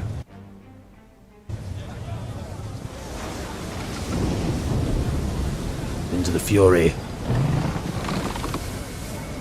Let's ride. It's a chance. Any chance of escape? We need those ropes secured! I told you this was madness. Arm yourself. I'll fix your sail for you. Right, we're getting our wish here. I think of going up that mast.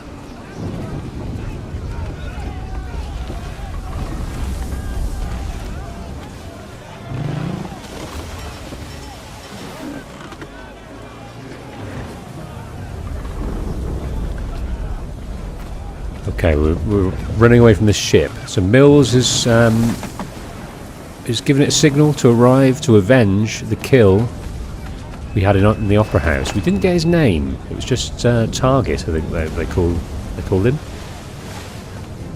But we got him anyway.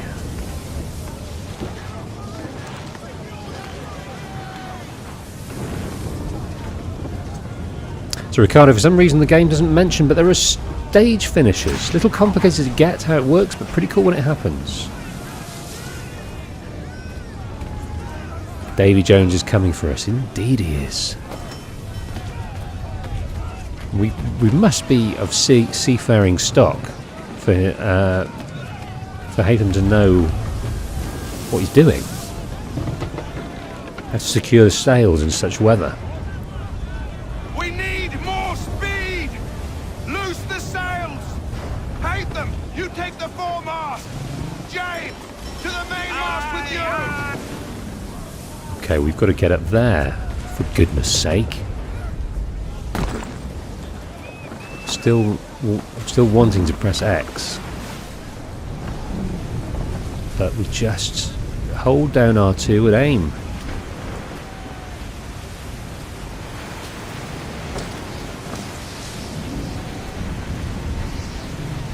Deploy the sail. Let her loose, man. Let her fly. It's force majeure, that.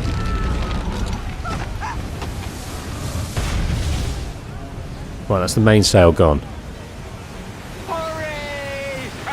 Right, rescue James within the time given. Okay. I was lollygagging there. I don't know whether I'm going to do it because I was just sat there for 10 seconds. Got you, James. Oh, thank you, thank you. It's a pleasure, sir.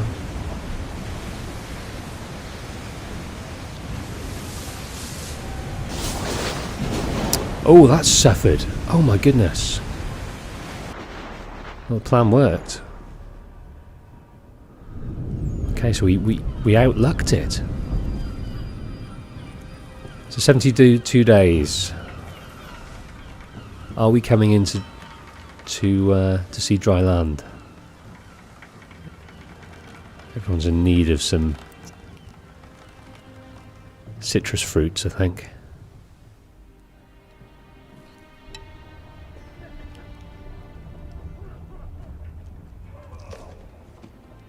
biscuits.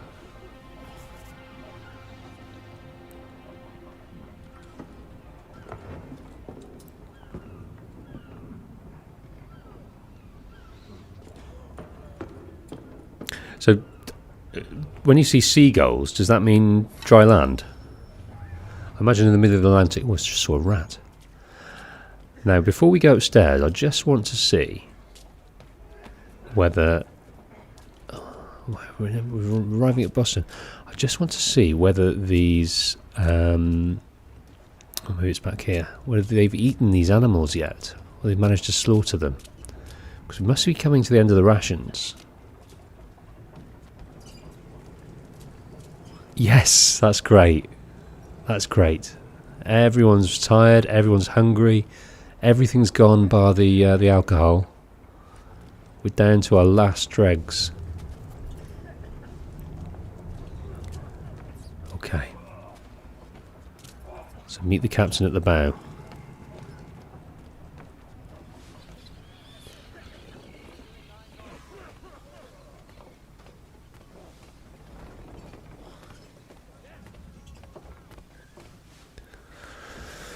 Mr. Smythe. Ready for our arrival, men? Arrival? I see no land, only this interminable fog. The gulls tell us all we need to know. Climb into the crow's nest and you'll see. Another opportunity to climb.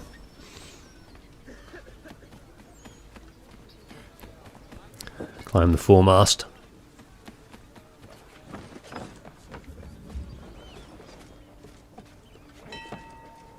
It's so much smoother. The weight has been sort of lifted a little bit.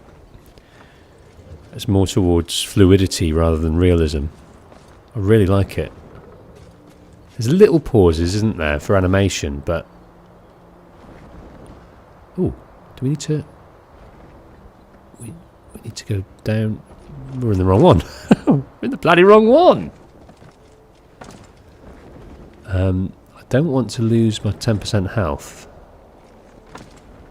Really. Can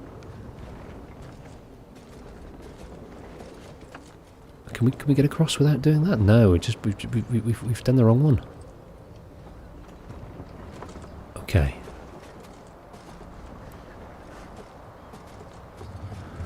Coming back down. And coming down is nice and fluid as well. I'm just going to try and drop. Yes. A lot more... Yes, I like it. A marked improvement in the movement mechanics. Weird not pressing X though.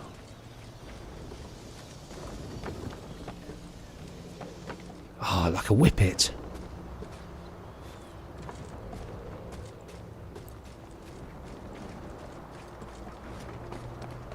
So we're going to the crow's nest. Above the fog. To see land ahoy! Oh, that music is beautiful, isn't it? I've been listening to it on Spotify before just to get a sense of the soundtrack. But here we go. An hour and a half in. Assassin's Creed 3. That's Boston, baby. That is Boston. In the 1700s, the cusp of the revolution.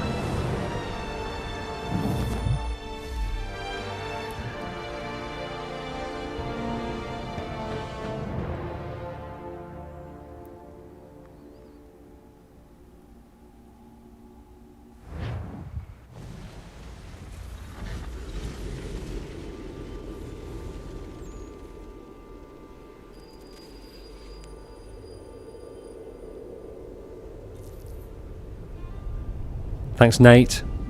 Welcome to the stream. Master Kenway! Master Kenway! Yes, may I help you? Charles Lee, sir. A pleasure to make your acquaintance. I've been asked to introduce you to the city, help you settle in. Oh, no need, sir. I've arranged for your bags to be delivered to the inn. Thank you, Charles. Are you by any chance John and Isabella's son? I'm gonna read about you, Charles. If it's the last thing I do, I'm gonna read everything there is to know about you, Charles. No joking now, please, Sean. Charles Lee was a British soldier who went on to be a major figure in the Revolutionary War. Lee's father was a colonel in the British Army and started his son off in a military career early. He was sent to a military academy in Switzerland during his formative years, and then in 1746 Lee became an ensign in his father's regiment. Lee was sent to the colonies in 1955 to fight in the French and Indian War. He served under Edward Braddock and then later at Fort Ticonderoga, where he was injured in the fighting. Lee recovered and later fought at Fort Niagara. I'd always thought there was a lot of He finished his time in the colonies with the British conquest of Montreal. Lee returned to England in 1760, possibly because he was seeking career advancement. He was named a major in 1961 and was sent to fight the Spanish in Portugal. Though his service record there was good, Lee didn't receive praise on his return home. In fact, he was retired from his army at half pay. After that, Lee became a vocal critic of military higher-ups and the British Prime Minister and found that his military career had inexplicably completely stalled. I wonder why. I wonder what happened. Why did they turn against old Charles? Born in 1731. So he's anti-British.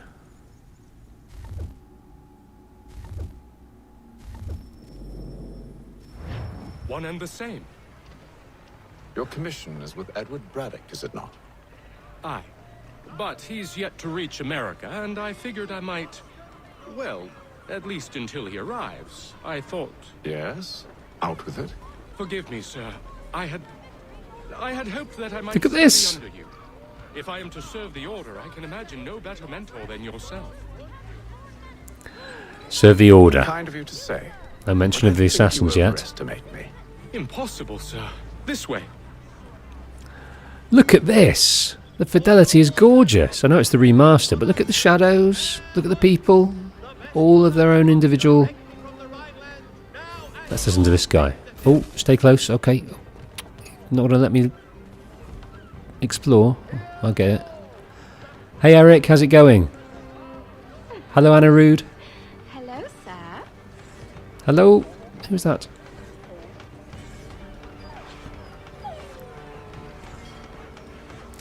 Okay, so Charles is responsible for every... Oh, look at that. Don't drop your potatoes. Thief! Someone stop him! Bit of petty crime. Oh, can we stop him? Should we do that? I think we're going to let that one go. So we have got... British soldiers are an enemy. And they're dotted around the place. British regulars, let's read about those. British regulars were the foot soldiers of the British Army. You'll also hear them referred to derisively as redcoats because of the red coats they wear. Or lobsterbacks because of their huge deadly pins. Or still because of the red coat thing, I can't remember which. Come on. Regulars in the colonies were notoriously underpaid, and many looked for work outside of their army duties to make ends meet. Of course, their room and board was paid by the government, meaning they could charge lower than average rates for their work. Since unemployment was high in Boston before the Revolution, you can imagine this made the redcoats rather unpopular among people they were taking work from. Oh, come on. So, yeah, poverty is rife. Boston's quite a lively city. There's all manner of things to see and do. Once you've settled in, I suggest you take some time to walk the streets. Who knows what opportunities you might discover. Hold a moment. I need to fetch a few things before we get to work. I'm just reading MS saying pet the dog. Yeah, you can pet the dog. Or the air he stands betwixt. I'll arrange Anyway. for horses while you do that. So back then, this game was basically marketed as next gen. Some people were getting hyped because the eyes had reflections. Let's see your eyes. See your eyes, sir. I see your bodice, but I can't see your eyes. Oh, see your bristles. Where are you? Let's have a look in your eyes. Show me your eyes. Yeah, there's a bit of a twinkle there, but maybe it's in the... not in the NPCs, it's in perhaps the protagonists. Okay, so we've got lots of... On the mini-map, we've got lots of red coats kicking around. Where's Charles gone? Did he just leave?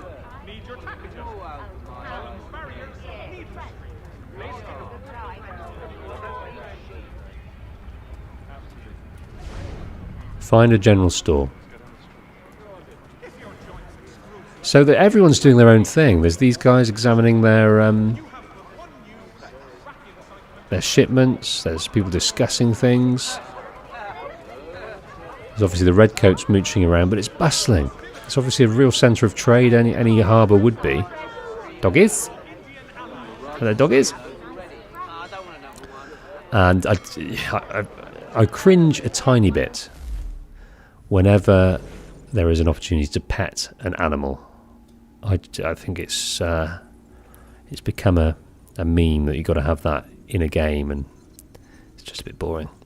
There are a number of public markets in the colonies, meaning you could get supplies easily. Of course, paying for goods is another matter, as currency was incredibly complex. People paid in English, Spanish, French, Portuguese coins, wampum, all those, New Jersey and New York bills, magic beans, laundromat coins. The list goes on.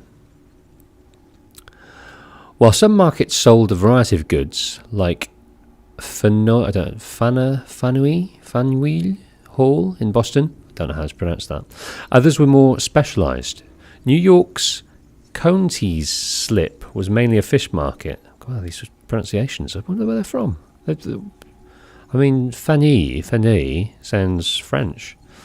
Well, if you're the market for African slaves, Peck Slip was the place to go. So it's mentioned in the database. Whether they show this kind of slave trading going on, I don't know. Yes, slavery was legal at the time, though it was less common in Boston than New York. Okay, they're trying to bypass it there. Which had the largest slave population in the north. Don't be surprised to see European servants for sale either. Some were sold for a fixed number of years to pay back their passage to the New World, a much better deal than slaves were offered.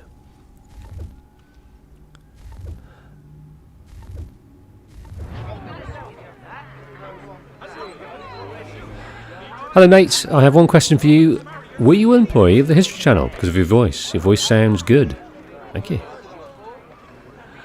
Thank you very much. Let us continue. No, I wasn't employed by the History Channel or anyone of that nature, but I do enjoy. I started doing the Let's Plays, and that's the first time I spoke in front of into a microphone. And I found that I just enjoyed manipulating my voice to be more dramatic or more poignant in certain reads, and I've just developed it over the last 3 years with the channel. It's been fun. Spriggs, this accursed city will be the death of me. You seem troubled, friend. That's because I am. Greatly so, in fact. Benjamin Franklin. What's happened? I was robbed. The old Balkan file. Though I've managed to restore what's mine, I fear it's ruined. You mean the book? This is no ordinary book. It's an almanac. The first I ever wrote. Benjamin Franklin, pleased to meet you. Haytham Kenway. You must be new to Boston. Why do you say that? You're still possessed of virtue. To stop and help an old lout like myself. I don't mean to impose, but you seem a spry fellow. Should you happen to find my missing pages, I'll reward you.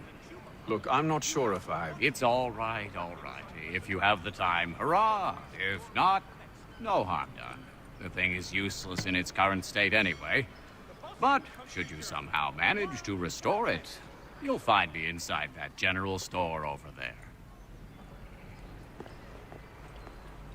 Well, that was interesting. Collect Almanac 173, Volume 1, pages 0 to 4. Okay, we've got to read about old Benjamin. So, he's politically minded. He was never the president, although I once thought he was. And he quite the inventor. I think he created bifocals. That's my knowledge of Benjamin Franklin. Inventor, diplomat, and one of the signers of the Declaration of Independence. He was a rock star of the age. Benjamin Franklin was born in 1706, the 10th son of a soap maker, 10 sons.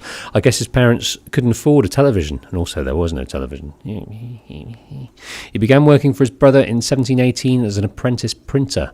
However, their relationship was rocky, particularly after the elder Franklin found out that young Benjamin had been writing for the paper under a pseudonym, Silence Dogood, and writing an extremely popular column at that. Human nature being what it was, the fact that the column was popular was probably the bigger problem.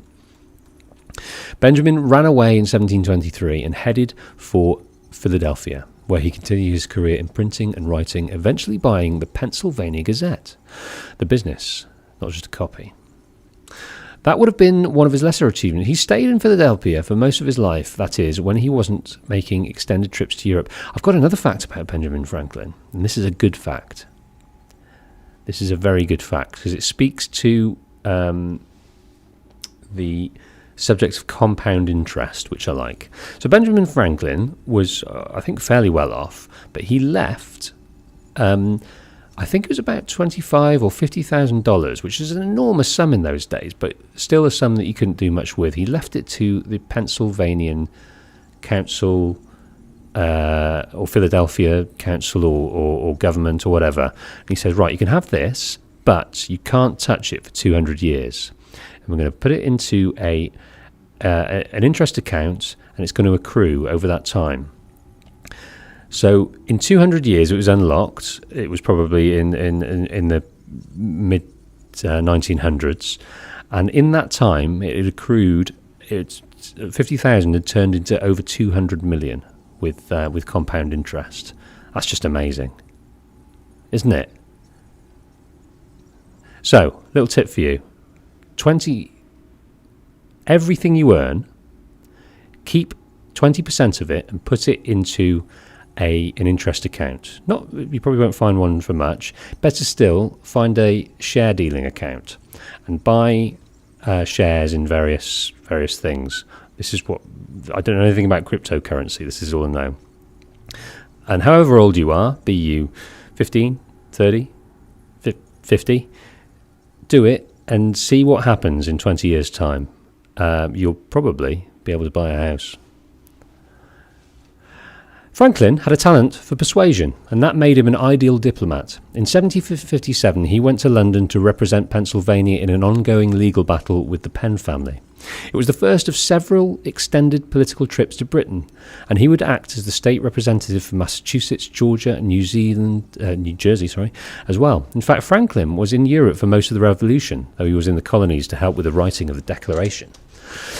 Franklin was a vocal opponent of British impositions on the colonies, like the Stamp Act, and although he first fought for the rights of colonists as British citizen, he eventually became convinced, like many of the founding fathers, that independence was the only real solution. Unfortunately, Franklin's change of heart made him clash with his son William, who served as the royal governor of New Jersey. William remained an active loyalist, and they never spoke again, and that's sad. GK, you could have an ASMR channel because a lot of people praise your voice. That's very cool.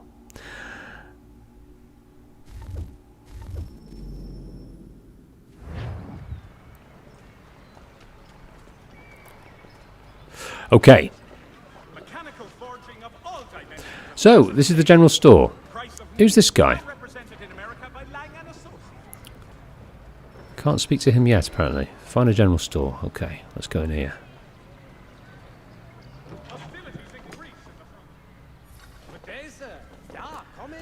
Good day to you. Open fire. Seat. To rest our weary bones. That's quite welcoming.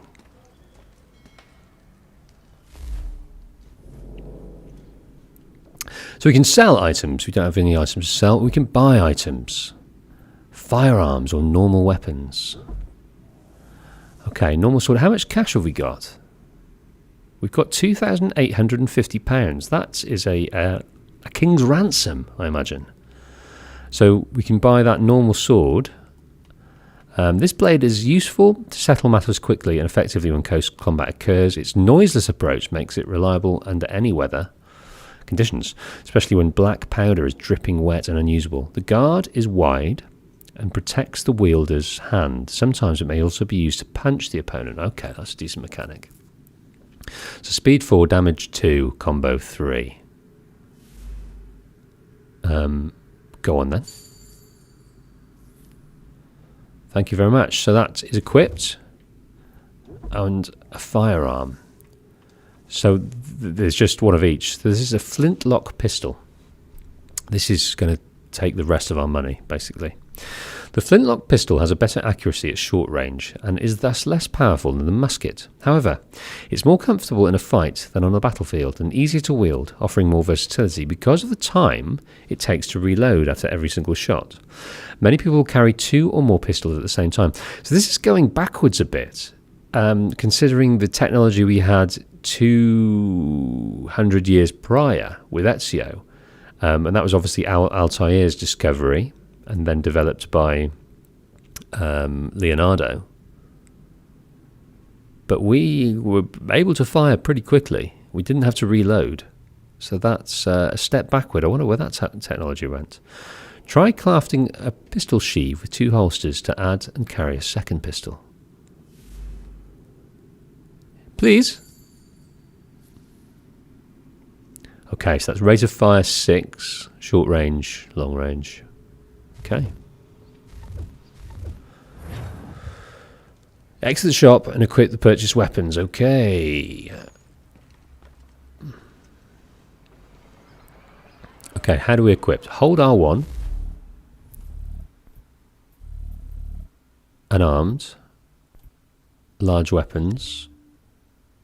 Oh goodness, I've assigned it at the top. I didn't really mean to do that. So what does it say? Hold R1 to open the tool wheel. Use R to select the Flintlock Pistol and release R1 to exit the tool wheel. Now, press in a... What does it say? Oh, I see. Here we go.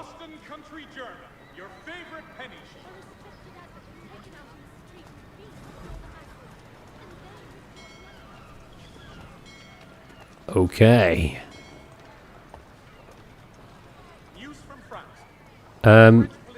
Let's mount. We ride for the Green Dragon Tavern. The proprietors are eccentric, but the rooms are spacious and they do not pry. Have you been told why it is I've come to Boston? No, Master Birch said I should know only as much as you saw fit to share. He sent me a list of names and bade me ensure you could find them. And have you had any luck with that? Aye. William Johnson waits for us at the Green Dragon. How well do you know him? Not well, but he saw the order's mark and did not hesitate to come. Prove yourself loyal to our cause, and you may yet know our plans as well. I should like nothing more, sir. You may yet know our plans. Nate Fulks. There goes all my theories and research about you. That was 2 months of work and hours of sleep down the drain.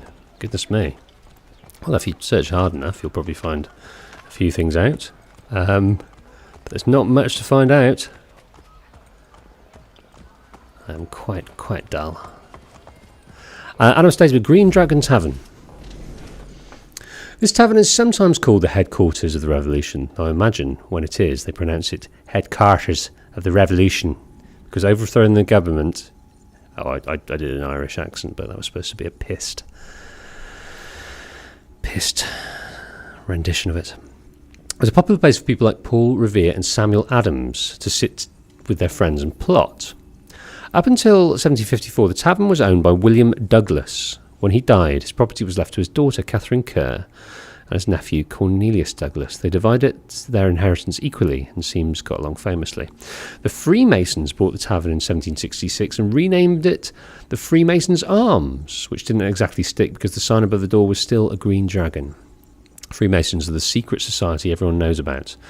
Let's get a pub where we can meet in complete secret and I'll never know. Legend has it that Paul Revere's ride was planned here, but that's unlikely. By 1774, Revere had been warned that the British were listening in on his meetings and therefore stopped making super-secret plans in public, where anyone could hear them. Someone tell the Masons you know where to find them.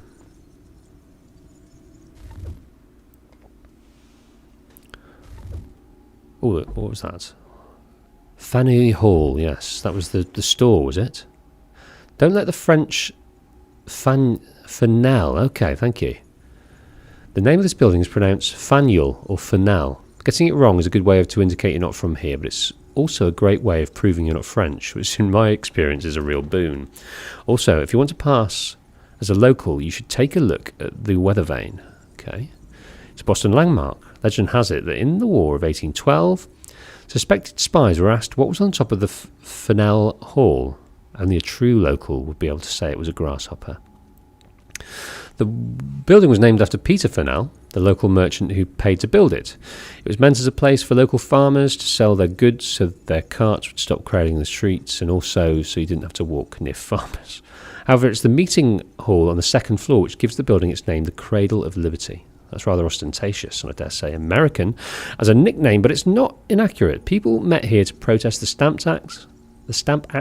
The first anti-tea tax meeting were also held here. Anti-British meetings occasionally drew crowds so large that the building couldn't even hold them. During the Siege of Boston, the meeting hall here was made over into a theatre, since plays of any kind were banned in Boston under ordinary circumstances. Something I think should still be a law, actually. This is yet another example of the British loyalists sticking it to the rebels.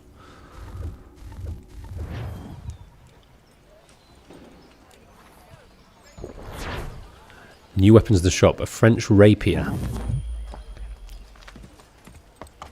And I'm on a horse. How did that happen?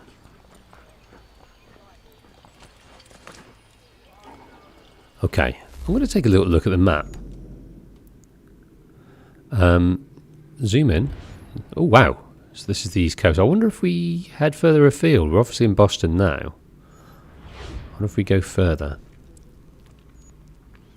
There's an interactive conversation over there. That is at the shop, isn't it? But there, this marker is our main mission. I'm just going to look what it says we should be doing.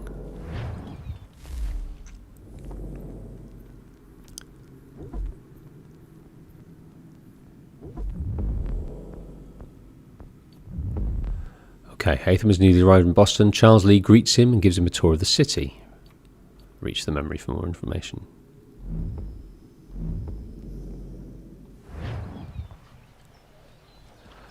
Okay, in we go.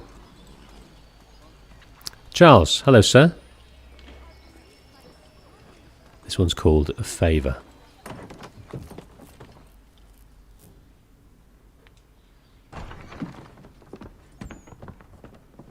You lying, cheating, no good son of a bitch. Perhaps we've come at a bad time. Oh, don't be foolish, dearies. Please, sit. Fancy something to eat? A drink, perhaps? Or is it a bed you require? We've already let rooms. Suggestive. Oh, yes. Of course. Masters Lee and Kenway, was it? I'll have your bags brought up.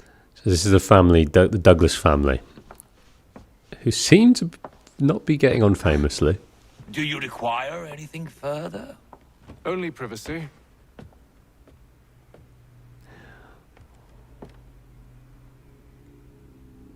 I know that was Catherine Kerr, wasn't it? That wasn't a Douglas. So, should I leave the Animus to read these things, or should I wait? I've been told to wait. Yes, Nate, I haven't got there yet. All in good time. All in good time. Yeah, I'm going to go upstairs in a minute, but I'm going to check out this this drinking hole.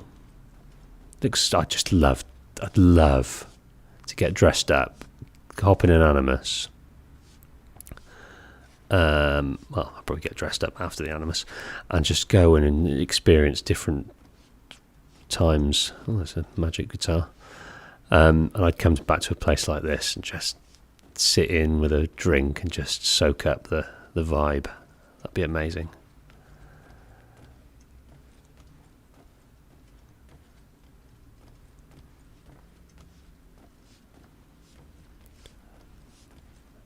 Hello, Catherine. How you doing? You having a... Oh! You're a feisty one, aren't you? Oh, I'm sorry about that. I didn't mean to sneak up on you, but I just wanted to see how you were. Are you okay? You want a fate? Oh! Alright, okay. I don't need to tell me twice. Do not need to tell me twice. Okay, we've got a meeting. Here's a red coat. Is that a red coat? William Johnson. So he was a land speculator. And Britain, so before we left, we were around the table and we were charged with coming to America, spending 6 weeks in the process to find a use for this key. And we were given a list of names, and William Johnson was on there, but I didn't get to read the rest. Is that something we have on us? I'm going to look in a minute. William Johnson was a land speculator and Britain's principal treaty negotiator with the indigenous peoples in the northern part of the colonies, particularly the Iroquois.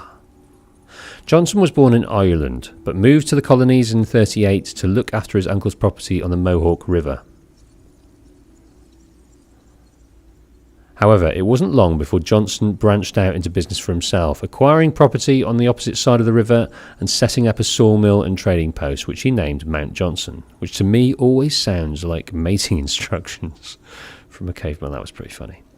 In 1743, he moved to an even larger parcel of land, which was named Fort Johnson.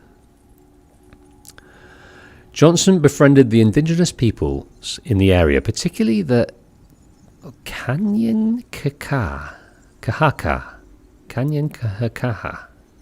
No clue.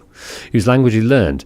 His respect for their customs helped him rise to prominence as a liaison between the Iroquois peoples and the British government. Johnson was named Superintendent of Indian Affairs in 1956 as a contract who knows the land and its people.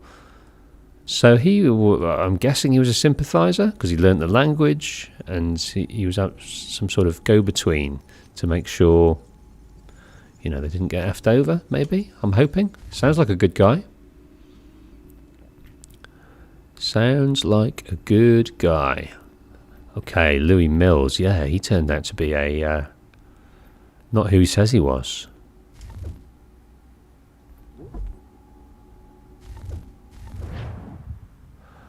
Okay, Charles? Sir, William Johnson. A pleasure. A good lad, if a bit earnest.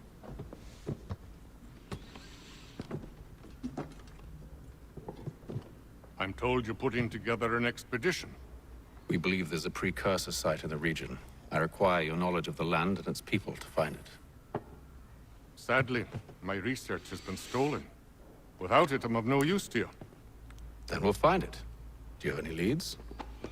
My associate, Thomas Hickey, has been making the rounds. He's quite good at loosening tongues. Well, tell me where I can find him. I'll see if I can't speed things up. We've heard rumors of bandits operating from a compound southwest of here. You'll likely find him there. Charles? Sir. We'd best be off. Of course. So,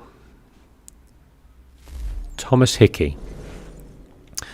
Irish-born member of the British Army, he arrived in Boston in 1952, but it wasn't long before he was assigned to William Johnson's personal guard, apparently at Johnson's request. Hickey served under Johnson during the French and Indian War, but then he left the army after being written up several times for disorderly conduct. After 60, Hickey disappears from the historical records for several years.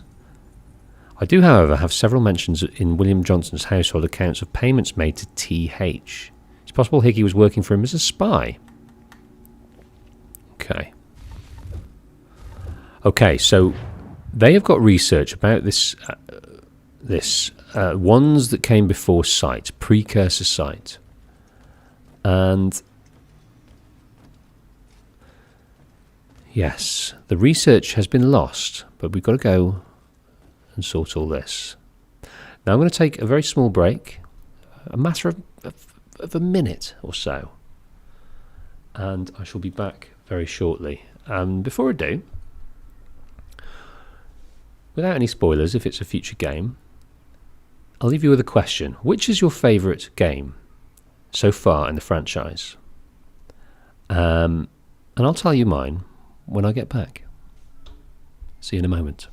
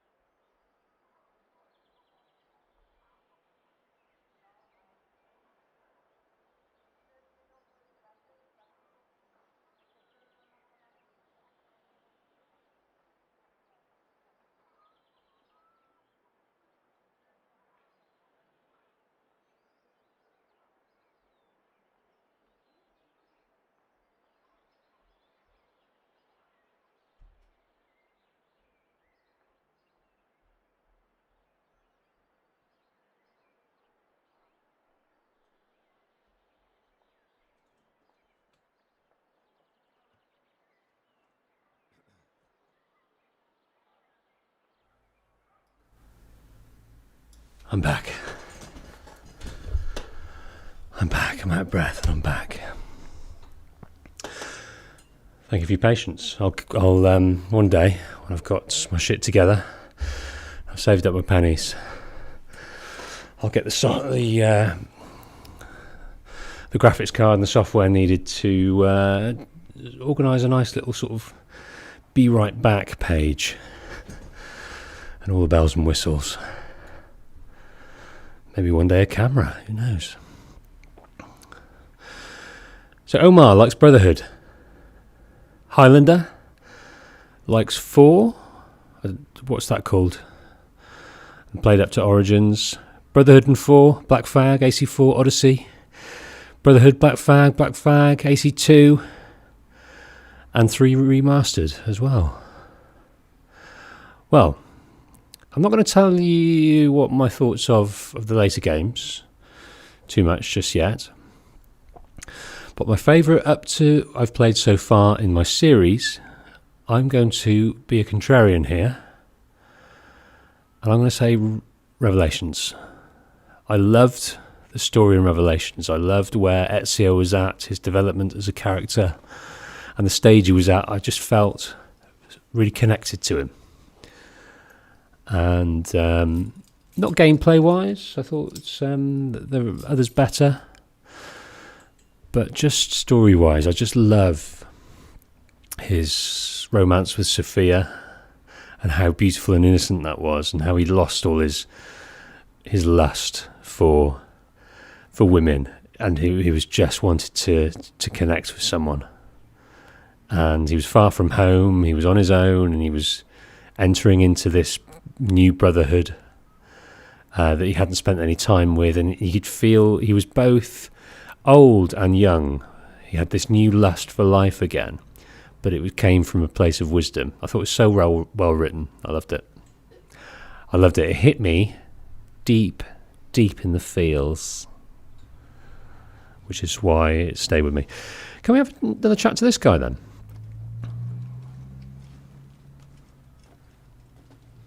Tell me about yourself, William. Yeah, we can. I was born in Ireland to Catholic parents, which I learnt early in life severely limited my opportunities. So I converted to Protestantism and journeyed here at the behest of my uncle. But I fear my uncle Peter was not the swiftest of men. He sought to open trade with the Canyon Gahaga, but chose to build a settlement away from the trade routes instead of on them. I tried to reason with the man, but as I said, not the swiftest. So, I took what little money I'd earned and bought my own little plot of land. I built a home, a farm, a store, and a mill. Humble beginnings, but well situated, which made all the difference. So this is how you came to know the Mohawk? Indeed, and it has proved a valuable relationship. With still no mention from your contacts of the precursor site? No hidden temple or ancient constructs? Yes and no. Which is to say, they have their fair share of sacred sites. Earthen mounds, forest clearings, hidden caves. But nothing matching what you describe. No strange metals, no odd glows. It is well hidden. Even to them, it seems. But cheer up, my friend. You'll have your precursor treasure. I swear it. To our success, then. And soon. That's really interesting. They're not, the settlers. They've only been here a matter of decades. This new America is very, very young. So they're asking the native people who have been here for years, and any notion of strange, unexplained sites will be deep in their knowledge and culture. It's very interesting. Can we speak to Charles? Not just yet.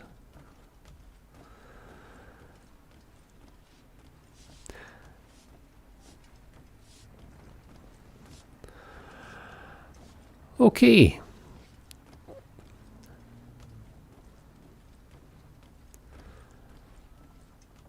Right, out this the warmth of this bar. So we're going to find Johnson's research.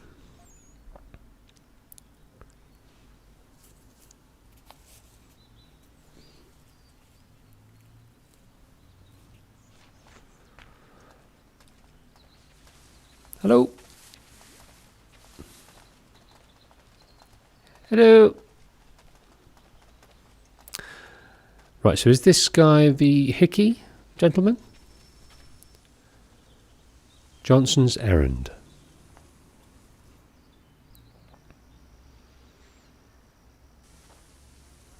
Thomas Hickey? Who's asking? Haytham Kenway. Is that supposed to mean something? Show some respect, boy. Peace, Charles. William Johnson sent us in the hopes we might expedite your search. We don't need no expediting. Don't need none of your fancy London speak neither. I found the men that done the theft. Then why are you just lazing around? Figuring out how to deal with those varlets. I have an idea. Well, let's hear it. I'll kill the lookout, take up a position behind the guards. You two approach from the front. When I open fire on the group, you charge in. I have the element of surprise on our side. Half will fall before they've even realized what's happened.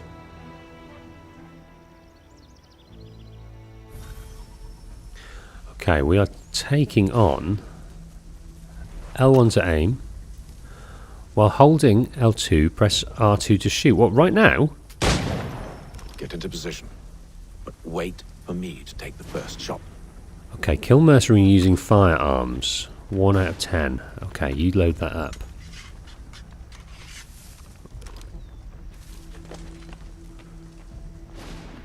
Can we come up here?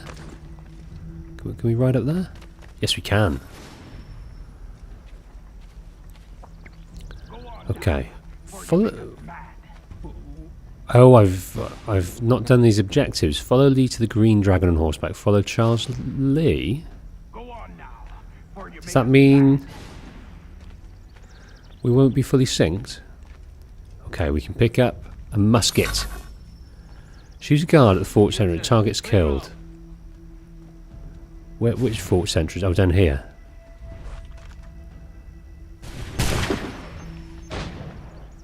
Okay. Press to reload. Come on, reload. How long does this take? Bloody hell. We need some precursor technology. Okay, reach the entrance. Now, are we taking on these guys? I'm going to try. Or shall I just ignore them? No. Oh, I missed. I am going to die.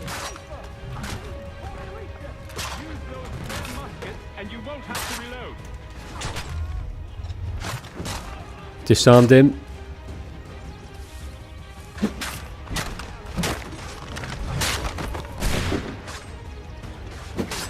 Oh, hello.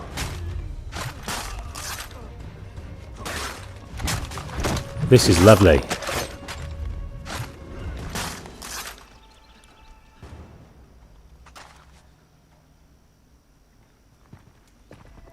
Fall back! Fall back! We'll be safe inside! What now? We can blow the door with those. Go on, shoot them. You're only supposed to blow the bloody doors off. On with the show then. Okay, so that was quite nice. I'm getting the hang of the counter, but I could still do with a bit more. I was. Guess they wasn't so safe inside after all. I'm unsure about the reloading and how long it takes. That's curious to me. Save your looting for after we found Johnson's research. I shall not. We will loot now because there's money. That's £13. That's probably a month's wages or more. £14.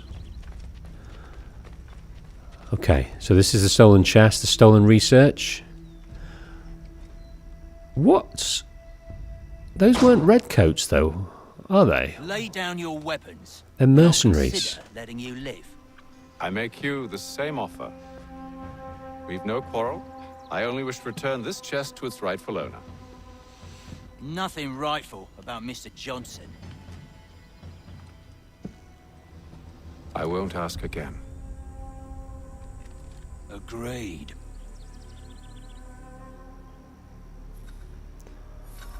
Okay. Press to form reflex shot. Bang! That's a reflex, that was. Right, I want to choose my sword. That was lovely.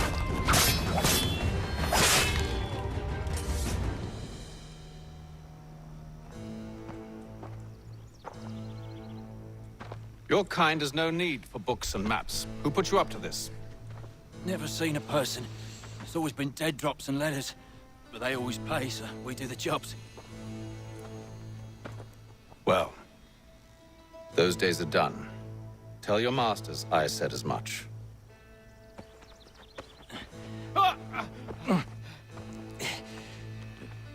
Who should I say you are? You don't?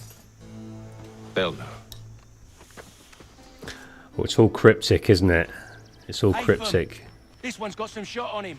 You might want to be grabbing it on account of your pistol being parched. So I'm just going to write this down. A shame so many had to die. Aye. Terrible tragedy, that. A little note to myself to mention to talk about it at a later date. I have some knowledge. I'm not completely sure. The Green Dragon, then. Do you not think it'll lose more than half of their health? Okay. And kill mercenaries using firearms with only 7 left to get. Yeah, I'm not sure I'm going to make that. Okay, we don't. Let's pick this up. Okay. Don't let go of the chest, Charles. We'll take care of this rabble. Oh! Right, I want to kill you. That's nice. Yeah, okay. Nice. Charles Lee's a bit taken aback there. Stop them, Thomas! Wait, them bodies is sure to have loot on them. Would be a shame to let it all go to waste. Are you mad? In case you've forgotten, we're in the midst of something. Aw, why do you always put a guy forward and forward? Okay, so poor Charles took a little bit of a hit there. But I'm going to keep hold of this. Do I need to reload? I don't think so.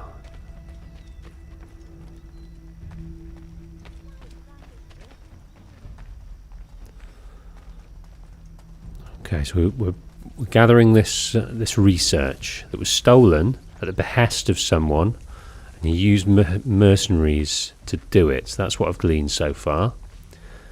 Who shall I say? Right. Oh God, I find it hard to aim.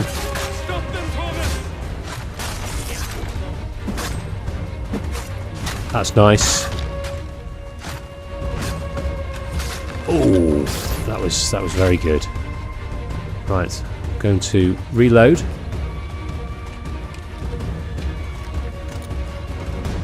And I'm going to try and take this guy down because I really want that objective. It's very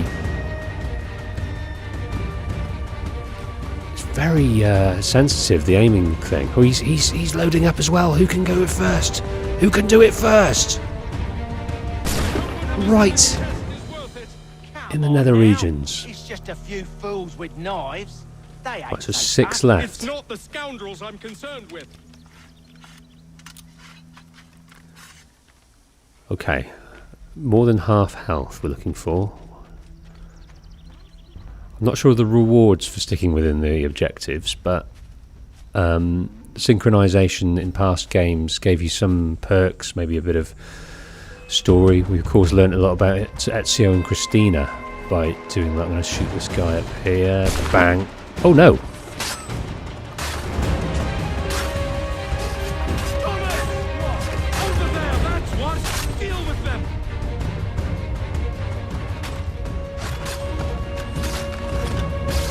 I'm going to chain this.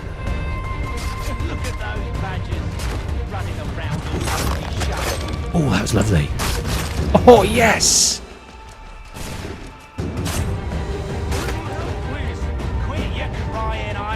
Right, I'm going to... let's choose the pistol. Right.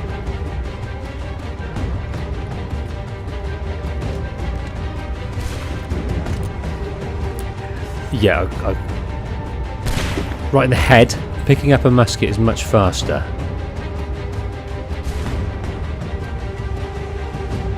God, it's so sensitive. That was in the neck. Right, I'm going to pick up this one. Right, Charles isn't doing too well. He's kind of a third down. I don't know the range of these bad boys, but good. So one more. Oh, that hurts. Come on, right, come on, reload, come on.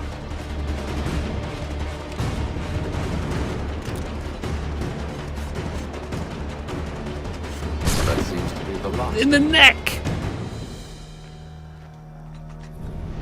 Okay, so that is... Oi! Mr. Johnson's gonna need to double my pay after all this if he expects me to keep at his side. Calm down, mate. Stop bloody moaning, alright? We've got a job to do here. Just fucking hold your horses, alright? There you are. My thanks, Master Kenway. Now, tell me what it is you need.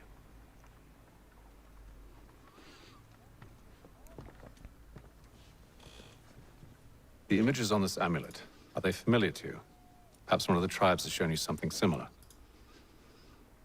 It It appears Kanyan Gahaga in origin. Can you trace it to a specific location? I need to know where it came from. With my research returned, perhaps. Let me see what I can do. Thomas! What? Rent yourself a room. And a bath as well. I suspect we'll be here for a while. You dig into that research, William. Okay, so this is our base. We've completed that errand. Mission complete. That was 100% sync so far. That's pretty cool. So, newly arrived in Boston. Retrieve Johnson's stolen documents, and the next memory is more information needed. We have 3 opportunities to discuss things here. So let's start with Charles, who's the main mission. Anything more that Johnson's got to say? Should not be much longer. I'll let you know as soon as I have something. Okay, let's speak to Hickey. Don't have too many brain cells to rub together, but he might tell us something, mightn't he? He might. Come on, come on. Any news? Whispers of things. Nothing solid at the moment. I know you're looking for word of anything out of the ordinary. Dealing with temples and spirits and ancient times and whatnot. But, so far, can't say my boys have heard much. No trinkets or artifacts being moved through your... shadow market? Nothing new. Couple of ill-gotten weapons, some jewelry likely lifted from a living thing. But you said to listen for talk of glows and ums and strange sights, right?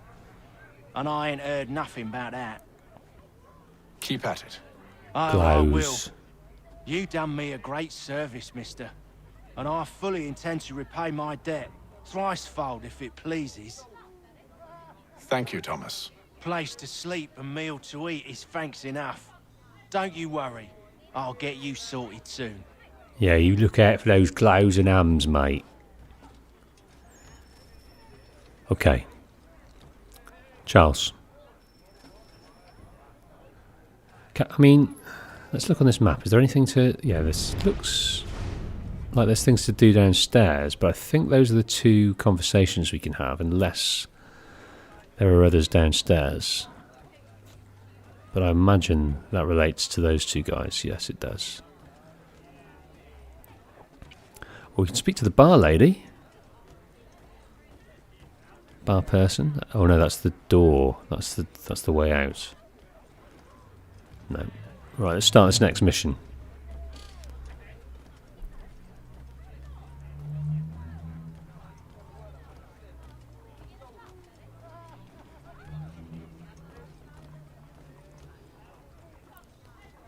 What's going down, Charles? Evening, gentlemen. Charming. Oh, peace, Charles. He'll grow on you. Oi! Catherine, you fussock! Get back here! Daddy needs a drink! How fares the search? Maths and maps are not cutting it. What of your local contacts? We'll need to earn their trust before they'll share what they know. I have an idea on how we might be affecting that. There's a man who's taken to enslaving natives. Rescue them, and they'll owe us. Do you know where they're being held? Afraid not. Benjamin Churchwill. He's a finder and a fixer. He's also on your list. And there I was, wondering whom I might solicit next. Well done.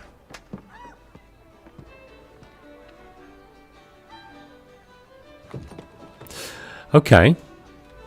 What about this list? Do we have it on us? Have we got some kind of inventory? Notification, Animus, database. No, there's no... Oh, items. Here we go. No. I really want to read that list.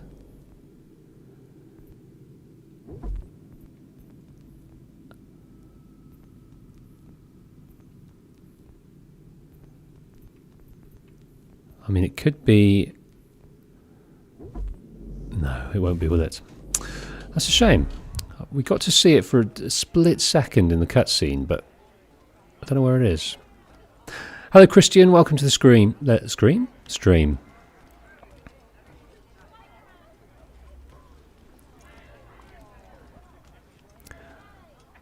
Okay, no, we don't want to play any games. Okay, so there's a slaver that's capturing natives. Okay, church residence. So, this house was built in 1707 by a prominent local merchant named Robert Califf. Benjamin Church bought it from his heirs to use as a Boston residence. Church's practice is on Newbury Street, a fairly short walk away, so the house was in an ideal location. It's also in a nice part of town. Even in colonial Boston, 2-story houses with fenced-in gardens don't come cheap, and they didn't even get cable. Actually, given the location, it seems that Church's practice was doing very well indeed. That, or he had another source of revenue. Thanks, Pontus. That confirms my suspicions that we can't read the list. Okay, the surgeon.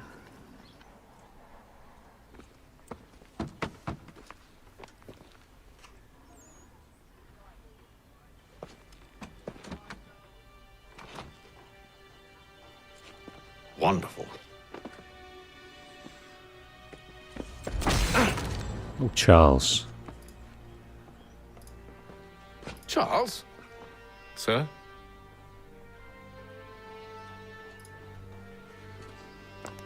Didn't strike me as a man of blunt decision-making. Seems like we're not the only ones looking for Mr. Church. Damn it, he could be anywhere. What do we do? We find him.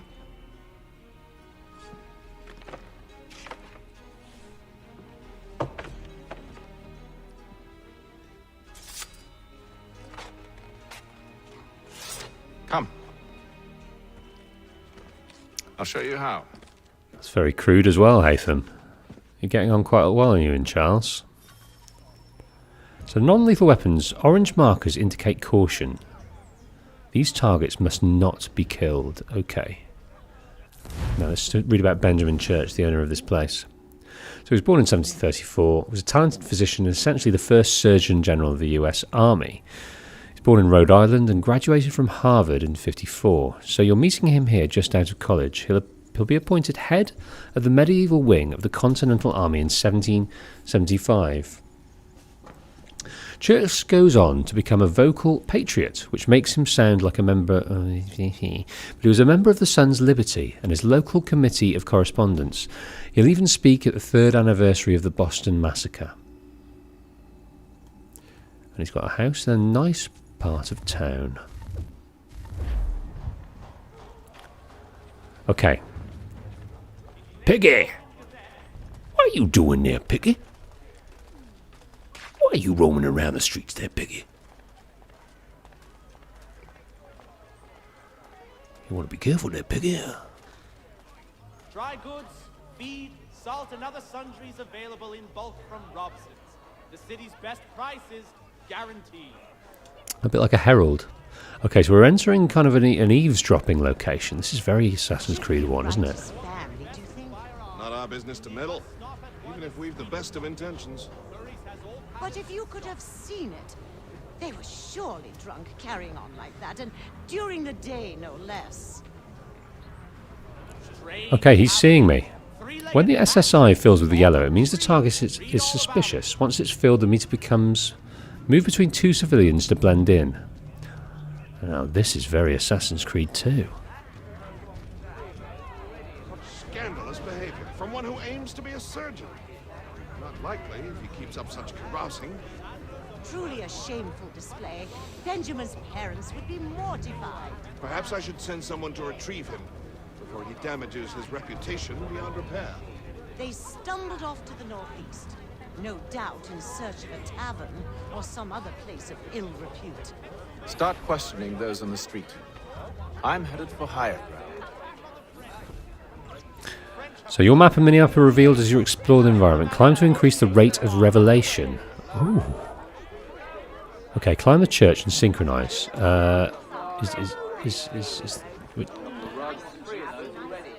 oh, it's up there. It's over there. So what's that then? That looks quite churchy, doesn't it? Okay, so we got our first sync point. Now this is the kind of best thing about Assassin's Creed. It's being able to climb viewpoints, and then that animation, which is the same every time. If there's 40 sync points, 40 towers, or wherever, if it does it for it never gets old. Just circling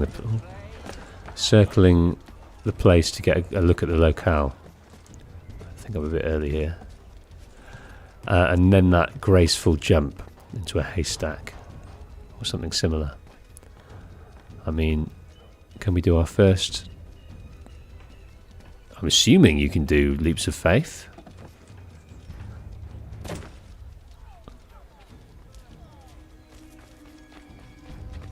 Wasn't anything to jump into. Bit of hoeing going on. What's he growing there? Peppers or tomatoes or something? Okay, climb the church and synchronize. Oh, what's going on here, folk? Seem very animated. New South Meeting House. Another wooden church, this time with a bell in the steeple. Samuel Adams' father, also named Samuel Adams, was one of the founding members. I'm surprised it wasn't torn down for firewood during the siege. It's conveniently named so you won't mistake it for the Old South Meeting House.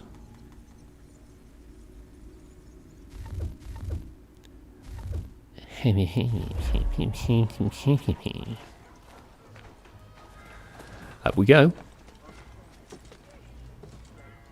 Assuming this is the right building. Right, atop the spire we go. I'm still pressing X. No need.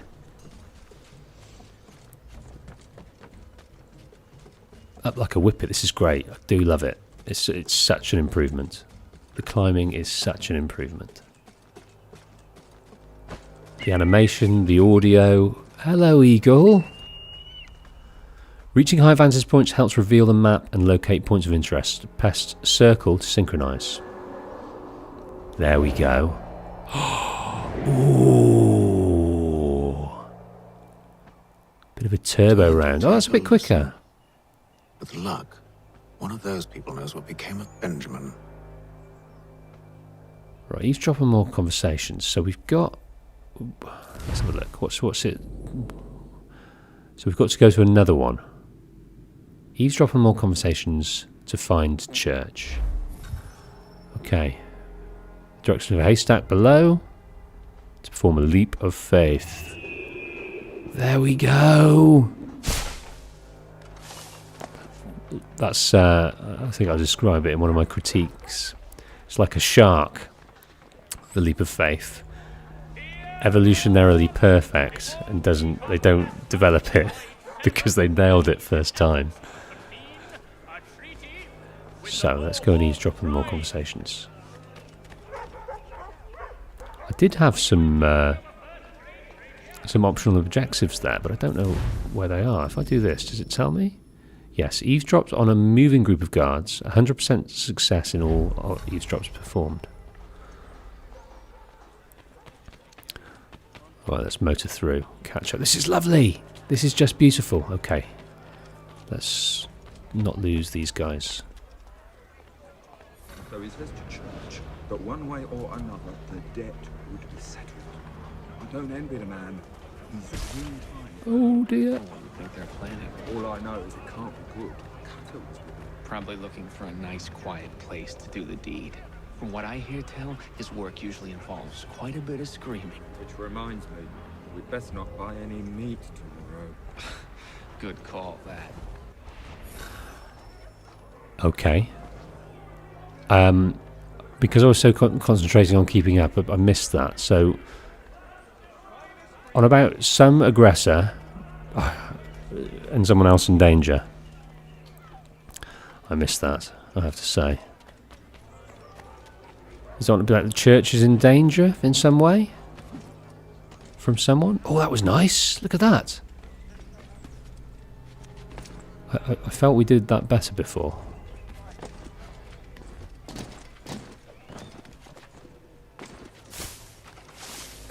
Nice. It's a lot more fluid, isn't it? Right, eavesdrop on more conversations.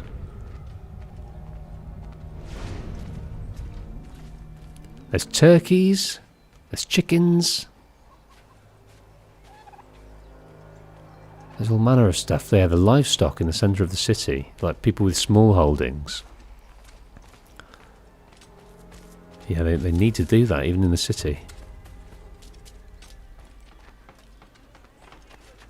Because refrigeration isn't a thing. They can't store loads and loads of meat. They need to have it on hand. Best way to store meat is while it's still living.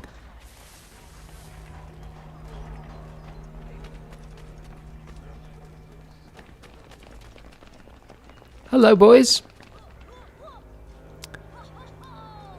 Right, can I move through those guys?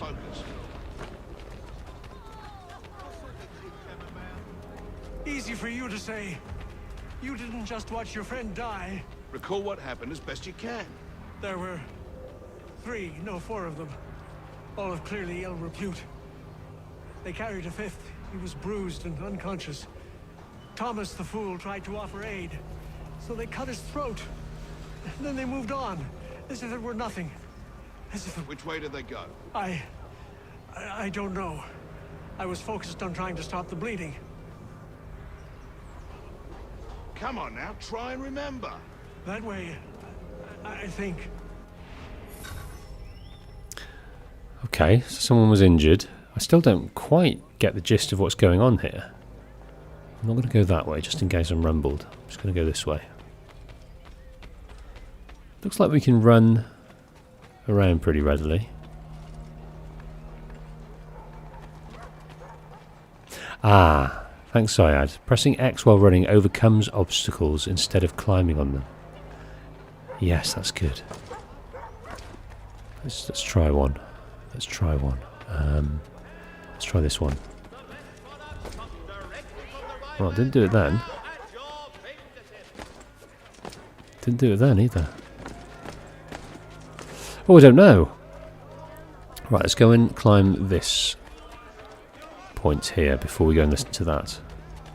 Next conversation. Yeah, I'm not quite getting the gist of what's going on here. So church is missing, but they're on about people injured or killed or people's throat cuts. So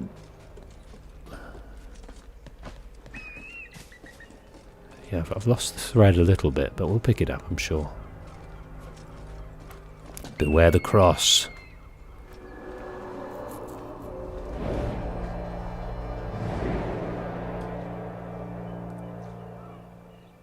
To me, that's not as satisfying as circling. What's this? Introduction to the cast. Okay. William Miles, yes. Warren Vidic. Daniel Cross. We've not heard of Cross yet. I think he's in one of the graphic novels. Maybe we'll get to him later.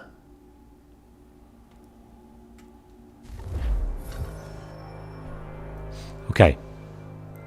Eavesdrop on more conversations. Where is that? There we go. Boom. So it only works on low objects. Okay. Let's try here. No, didn't work there.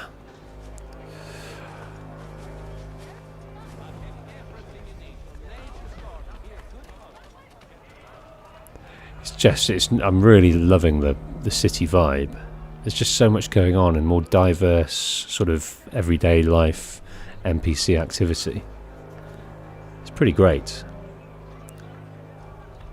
I wonder how much the remaster brought it on in terms of fidelity and Beauty. I asked if I could help, and they waved me away. Insisted it was all under control. How odd. Did they say what had happened? No. Only that it was a trifling matter, and he'd be returned home soon. There was some blood, though, so I wonder if it wasn't more serious than they let on. Where were they taking him? Towards the hilltop. Perhaps there's a doctor at the fort. So they're taking someone injured up to the fort. That's Charles, right? Remain undetected. Okay, we did that. The company leads to the waterfront. Hello, Charles. We'll have church in no time, just as I said we would. If I might ask, sir, where did you learn to do all this? It is a requirement when you are raised in the manner that I was. This is interesting. So they're not privy to fundamental to the order.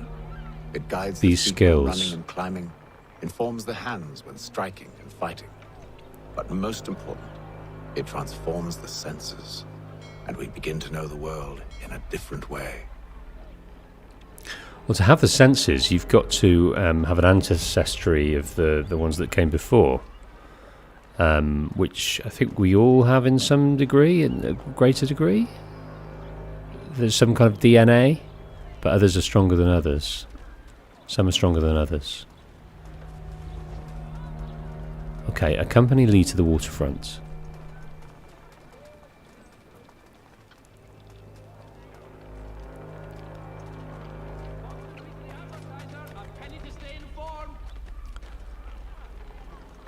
Hello?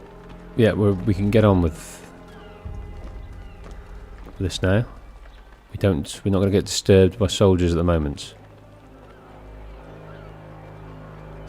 So what do you think of the game so far? One common complaint that people have about the early part is it supposedly drags out too much. Yeah. I mean, we are dragging out, but there's a sense of mystery in the music, in what's going on, and I kind of think I've got an inkling of what's going on. And I can't remember where I heard it. Maybe I remember it from playing the first little bit years ago, or I've just come across it in researching.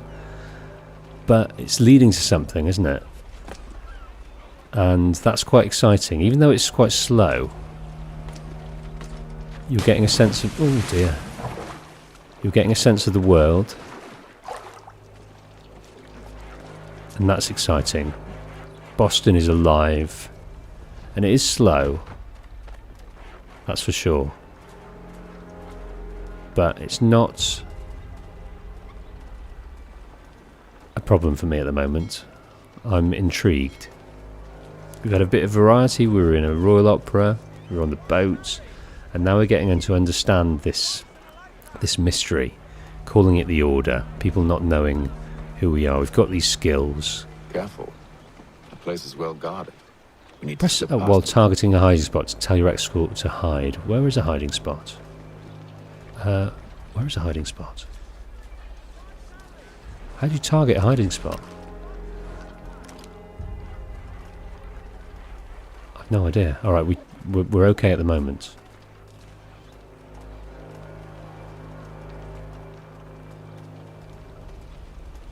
Is that a hiding spot? Can you get in there? In the privy? No.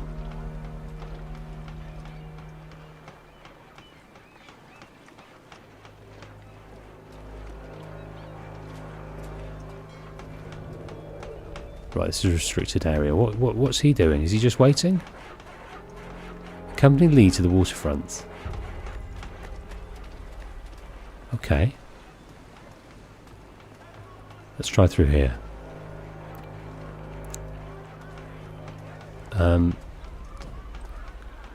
Follow. Follow. Come on.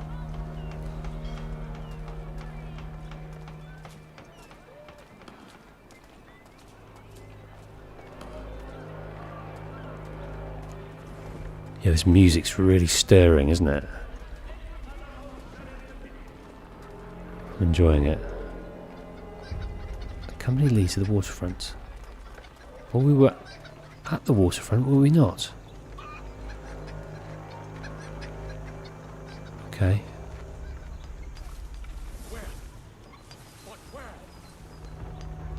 Okay.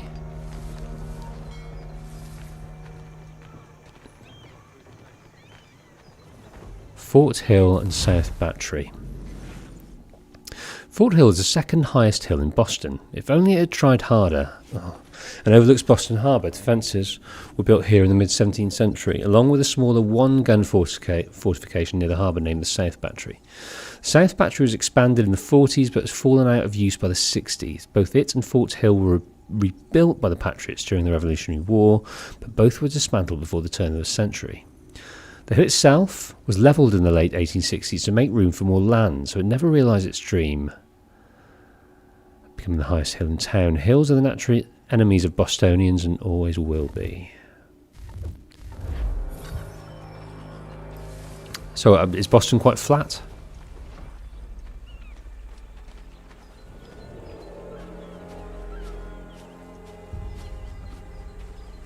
The company leads to the waterfront. Okay, we come around the back. Remain undetected. Okay, it looks like we're going to get away with it around this way. So I think it's just choosing. There's nowhere to hide. Okay, we did it. We remained undetected.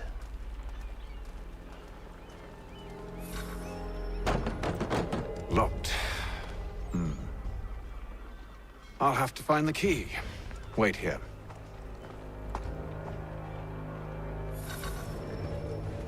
Okay. Can we remain undetected?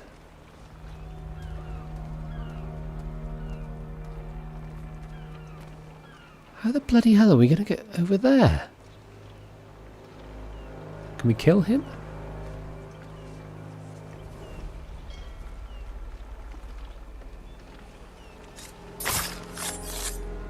I'm going to kill this guy as well. No. That didn't work. So we can't kill this guy.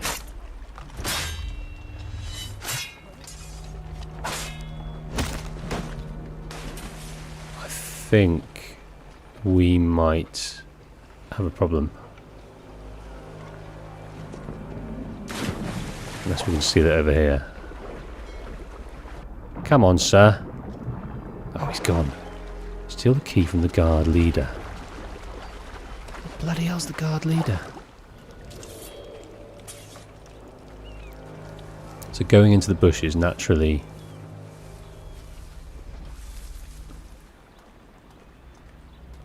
Right, let's go back and try again with this guy. Oh no, he's in the water. Have we effed it up? Well, let's try up here then.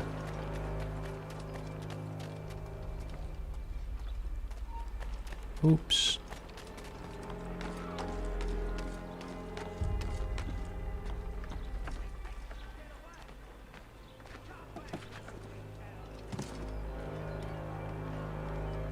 Can we steal? Steal, there we are. Good.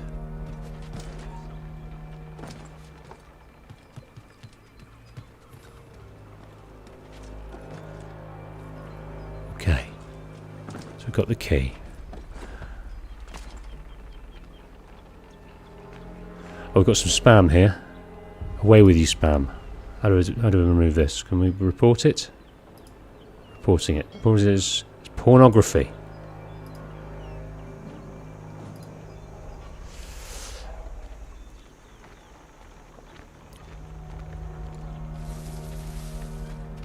Okay, we've got the key. But we failed the objective, which is disappointing. Very disappointing.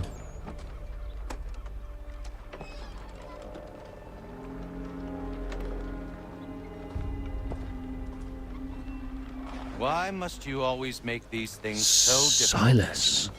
Merely provide me with recompense, and all shall be forgiven.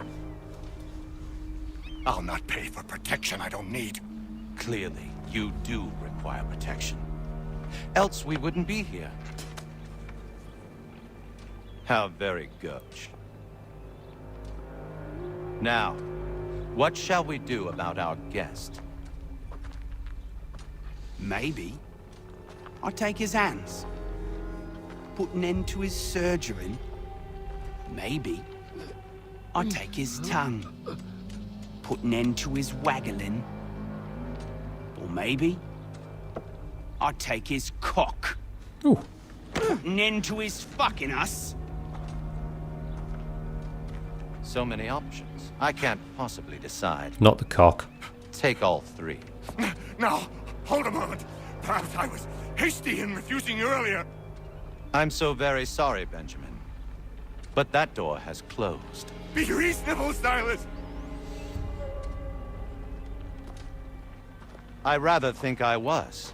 But you took advantage of my generosity. I won't be made a fool a second time.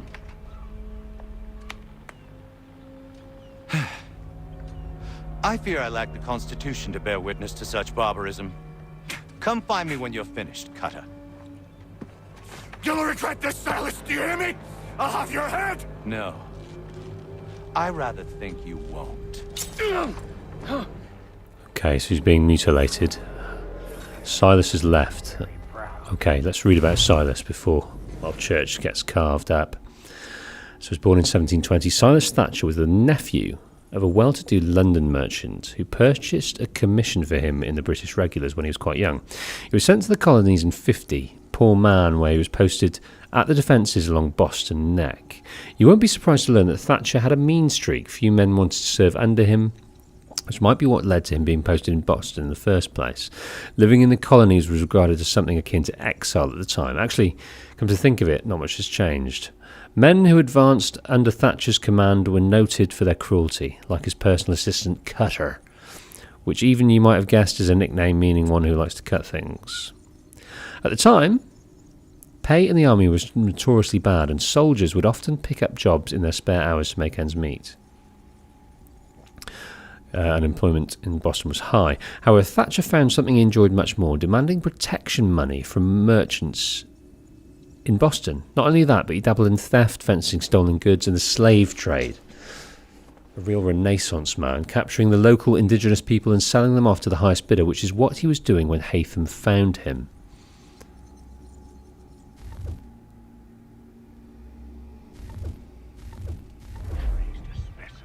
Okay. Quiet now. Remain and quiet. On me work. Hold still a minute. Attack. Decide where to start. Maybe you'll get lucky and pass out. Though I dare say I'll do my best to ensure. Well done, Charles. I wasn't sure if you're going to be on the same page as me there, but you did. We're a team. Make myself a nice keepsake, I will. You're absolutely mad. Oh, Cutter! Just a That was in the kidney, mate. I see you gone.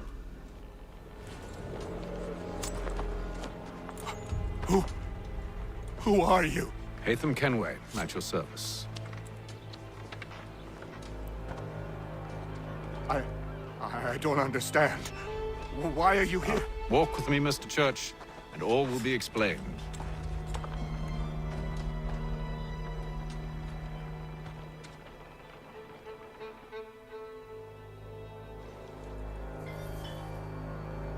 Hello, Lewis. How you doing, mate? Good to see you on the stream. Okay, we can replay that at later dates, which I will, because I tend to like to try and platinum these games, but not in this playthrough. Okay. Oh, I'm sorry, sir. Do forgive me. Try and be more careful next time. Right, we've got... Oh, this is very Valhalla, isn't it? I want to pick you up. I want to... How do we... Oh. How do we pick you up? Where have you gone? Did I miss it? Or did I get it?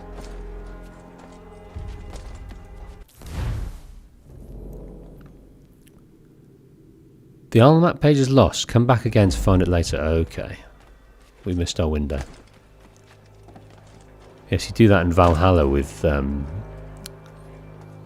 tattoo designs, don't you? It was a callback to a previous game.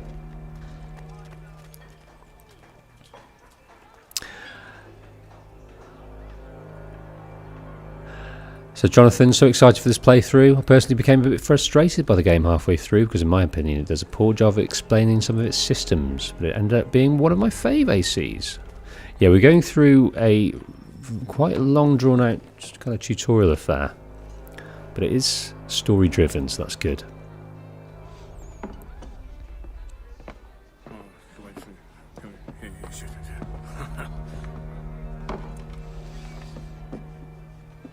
Johnson's told me what you intend. As it happens, the man who held me is the same one you seek. His name is Silas Thatcher. That fancy lad is our slaver? Don't let his velvet tongue deceive you. A crueler and more vicious creature I've never known. What can you tell me of his operation? He hosts at least 100 men, more than half of whom are redcoats. All this for some slaves? Hardly. The man's a commander in the King's troop, in charge of the Southgate Fort. We need to find a way inside. Let me think on it. In the meantime, I'll attend to our final recruit. John Pitcairn's our man. I'll take you to him.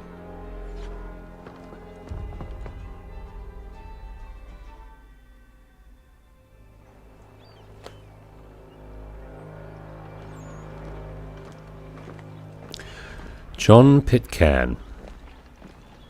Oh, just be patient. Or go round, you redcoats. You are causing quite the discontent in the area. Please, just try and... some sense of decorum, please, gentlemen. We are very far from Her Majesty, but please...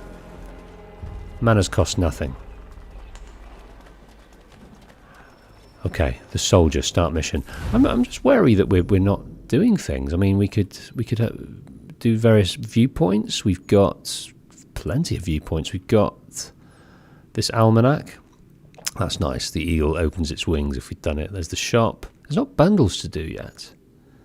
But we've kind of been sent around town. We're not asked to move across various areas. But I think I might just set this off before, if that's all right with you, Charles. I mean, I don't want to alert Cops Hill Battery. I don't want to alert any guards. So it's one of the tallest hills in Boston and the highest point in Boston's north end. The hills were fortified during the Siege of Boston, partly to discourage rebels from building their own fortifications across the river on Charlestown Peninsula. The artillery on Cops Hill fired on the Continental Army during the Battle of Bunker Hill. Well, sort of. It was actually a bit more of a distraction than destruction. At least in the Breeds Hill fortifications. The artillery fire on the town of Charleston was more effective. The resulting fires forced out Continental Army snipers and levelled the town. Cops Hill Battery. Let's have a little better look at this. Just going up the King's Crown. Cops Hill Battery. So this constitutes a hill. I see.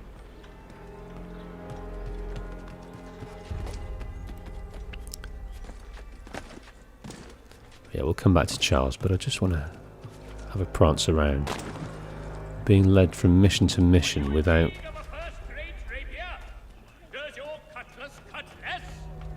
Christchurch.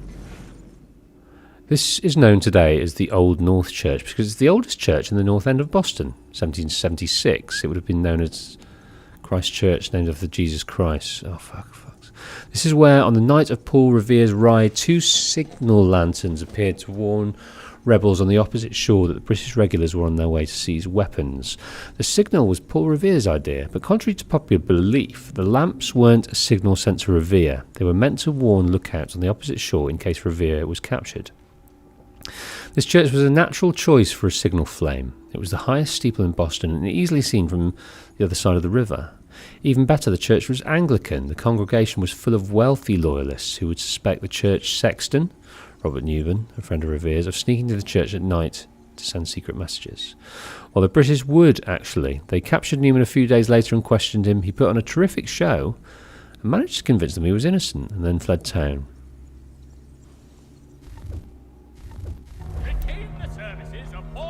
Okay, you really don't need to worry about doing side stuff right now. Early game is pretty story focused. Yeah, I got the sense from that map there wasn't much going on. Bit of the almanac that we could try and focus on, but yes, let's do it when we're nearby. Oh, someone wants to know what we're up to. Hopefully they will ignore us the further we get up. Too far now. Look at this. That is lush. It's a bit of a fog, a morning fog. But we're in Boston, baby.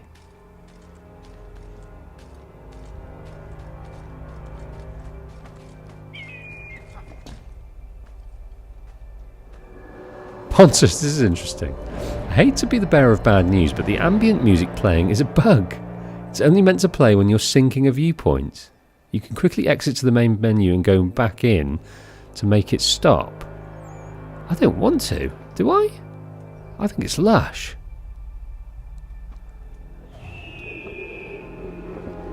I think it's lush. So it's leading me down a mysterious path that we shouldn't be going. That's interesting. Thanks, Pontus. So we just got that build-up music the whole time. I love it. Don't know what we're missing. This is very cool. Hello, Charles. Sorry, mate. I had to climb a building. The Soldier, Sequence 2. State your business. New recruit.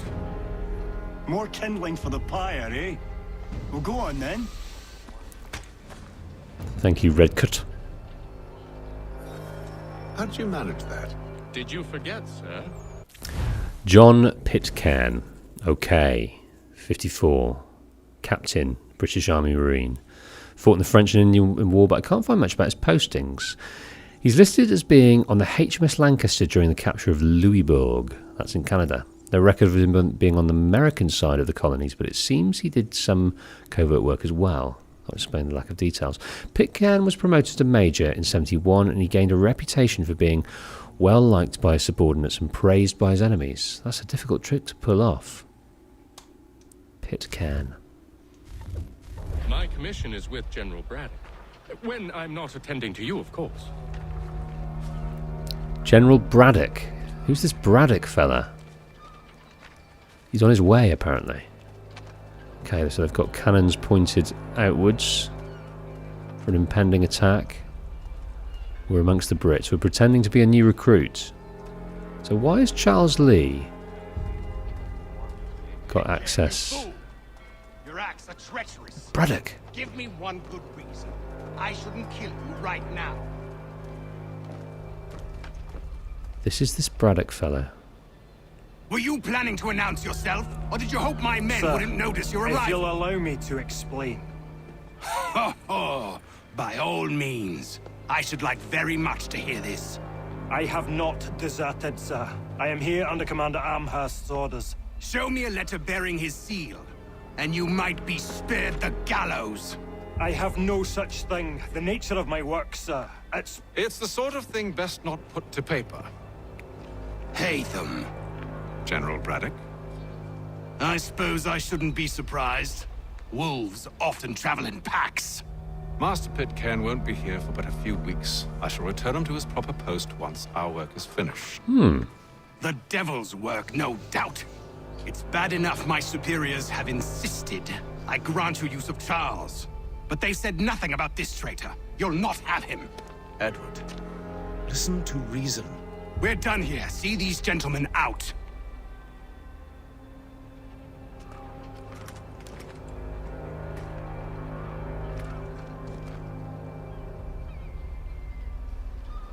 Well, that didn't go as I expected. And to think I used to call him brother. What now? Well, they'll chase us off if we try and return. We're done with this camp. As luck would have it, so are they. Come along. What are you planning? To steal Master Pitcairn. What? Stealing him. Okay, let's read about Braddock. Edward Bulldog Braddock was the Major General placed in charge of British troops at the beginning of the French and Indian War, probably because he had a nickname like Bulldog. Braddock was serving as the acting governor of Gibraltar when he received the command in North America. He was given control of 2 regiments of regulars and assigned to win back Fort Duquesne from the French, known as the Braddock Expedition, as part of a larger attack on the French colonies. Braddock had been well liked as the governor of Gibraltar. But things changed once he reached North America. He had been known for keeping strict order among his troops, but it seems his quick tempered and cruel. He also displayed a contempt for non-British soldiers that alienated the colonial militia he was trying to recruit. So a cruel, racist bulldog man. Braddock took a bullet to the chest during 55. Rumour has it was one of his own soldiers, which is a job hazard when you're nasty to the people around you. You'll see. Now, when I give the signal, you're to distract Braddock's patrol and lure them into a dead end. Tail Braddock's patrol. Okay, should we take it on high? I think Charles fancies it. Duquesne, thank you, Jonathan. Where's everybody gone? Where shall we head next? Perhaps on Marlborough? No. Its residents are too content. Their homes are nice, their days untroubled. What of Lynn or Ship Street? Yes. Those fresh arrived are often soon in dire straits.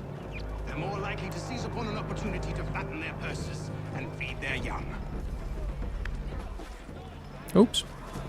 Yeah, I think I will go in that main menu because it's starting to invade the main missions, and I think we could enjoy it at arrangements. So I will go and try and reset this bug. Starting to notice it now you've said it.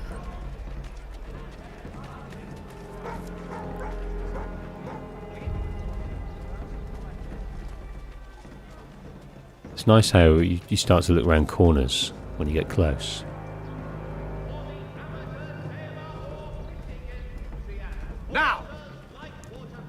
Now what?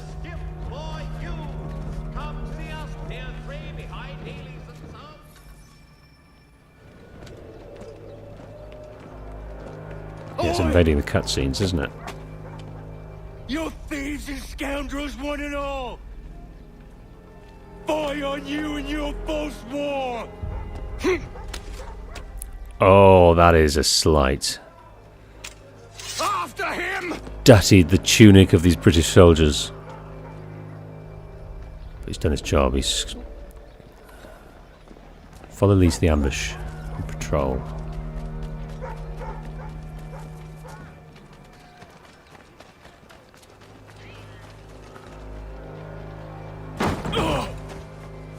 Unhand him, Edward. You again. Let us go. And John Pitcairn with us. I will not have my authority challenged. Nor I. Put them all in chains.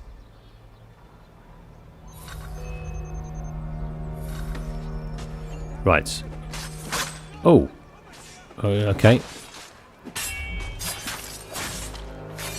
Right, I'm going to pick you up.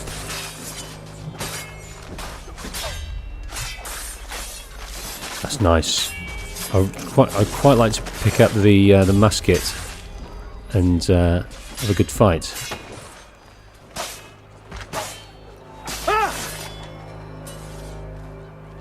That's all of you.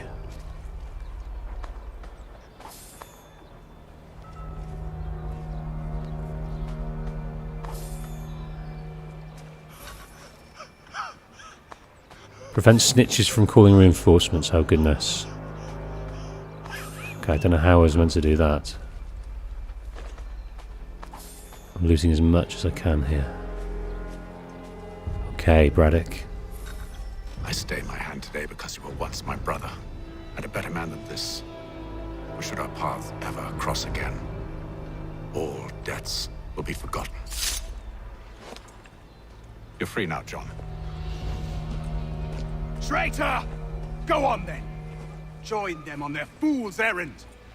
And when you find yourself lying I assume broken you've good reason for causing all this madness. What is it you require of me? I'll explain everything on the way.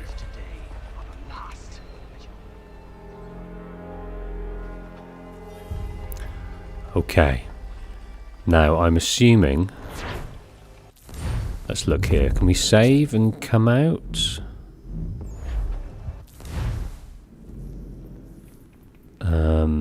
Leave the current session. All unsaved progress will be lost. I think it's saved.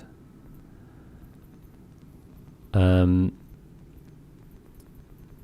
I'm going to assume that we've saved at that point.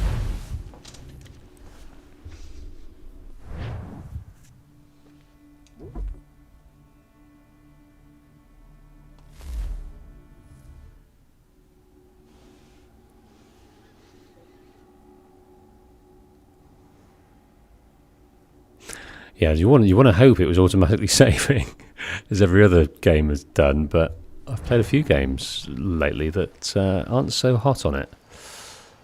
Okay. I mean, what's it asking us to do now?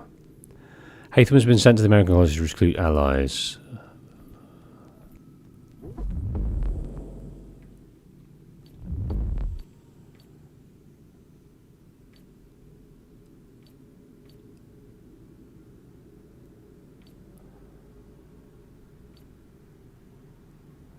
Oh, have we got to do this bit again? Slightly confused. No, thank God. I thought it was telling us to get on the horse. Okay, where is that? Right, I want to get it.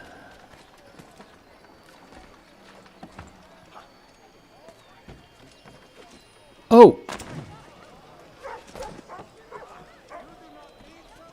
Where is it? Where is it? How do we get it? Oh, I missed it. I don't want to die, you see. Okay, well, they don't like us getting on the houses, so I'm going to run away. I'm being followed, and I've got this curious sign here. That's nice. That's nice. Oh, oh goodness! I've really caused a kerfuffle.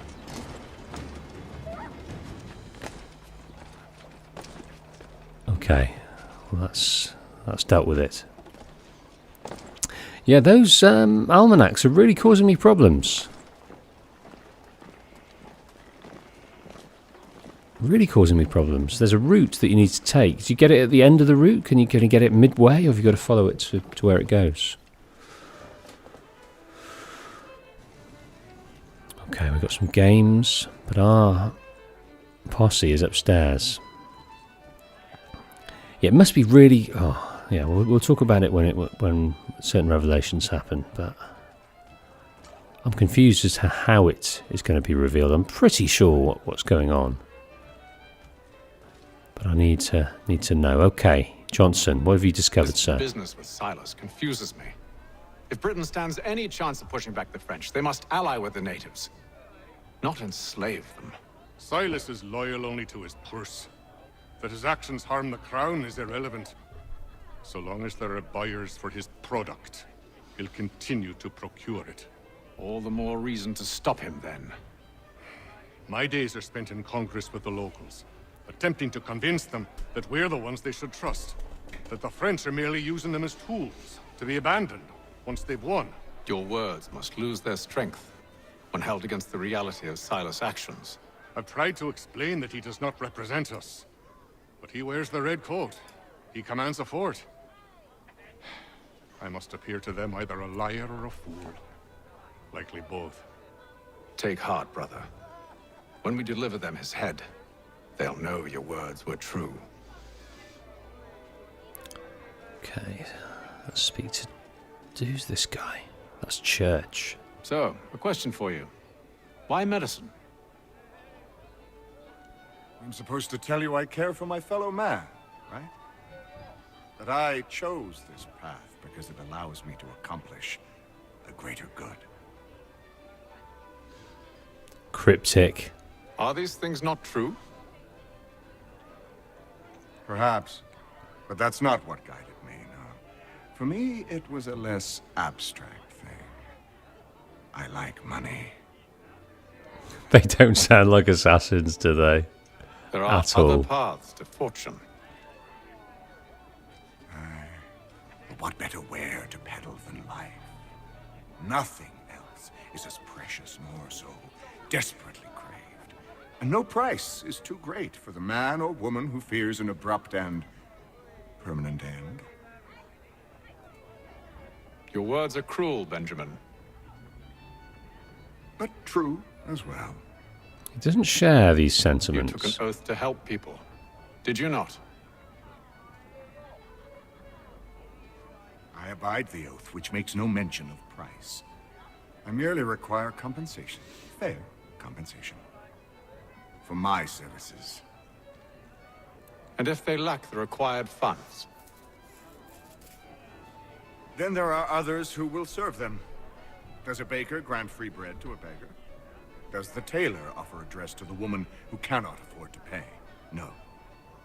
Why should I? You said it yourself. Nothing is more precious than life. Indeed. All the more reason one should ensure they have the means to preserve it. I mean, Benjamin Church's take on life is basically our capitalist society now. Like healthcare in most countries isn't free, and if you can't afford it, you can't get access to decent healthcare. So he's kind of talking. He's talking reality, our reality anyway. If I may, I was curious about your past with Braddock. You two clearly have a history. Edward was one of us upon a time, and I considered him a close friend. He was brave and bold in ways few men are. But everything changed at the siege of Bergen op Zoom. We had lost the fortress to the French, and were in the midst of egress. There was a skiff hidden at the port with which we planned to make our escape. As we drew near, a young man and his family came upon us, begging for safe passage. I consented, but Edward refused. The young man called him Craven then. So Edward killed him and all the rest. Wow. Even the children. So To this this is day, I don't know why. Braddock he's talking about. Was this the first time he'd struck out? Or had I simply never seen it before? Either way, things were never the same after that. We campaigned together a few more times, but each outing was more disturbing than the last. He killed and killed. Enemy or ally, civilian or soldier, guilty or innocent. It mattered not. If he perceived one to be an obstacle, they died. He maintained that violence was a more efficient solution. It became his mantra. And it broke my heart. Once brothers no and idea. revealed himself. He hides it well, and intimidates into silence any who discover him.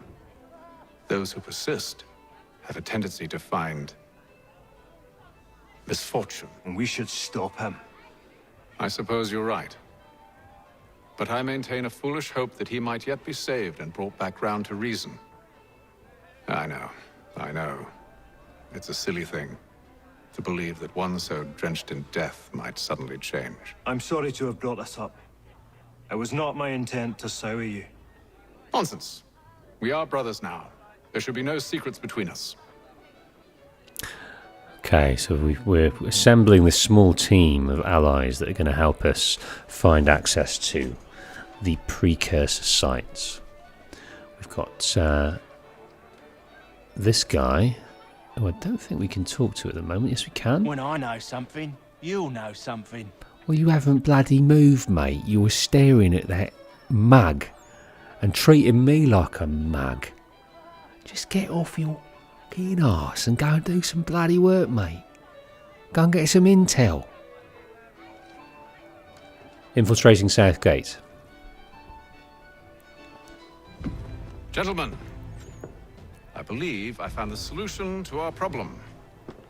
Or rather, Odysseus has. Oh, do you? Are you a new guy?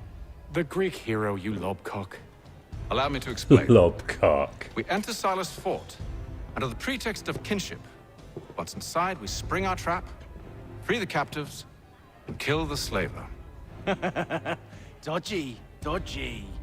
I like it. Then, let us begin. First, we need to find ourselves a convoy.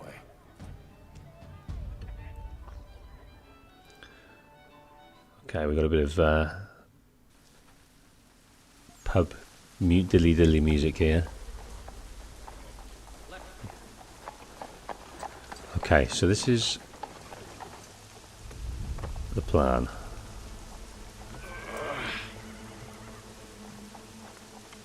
Convoy should be here soon.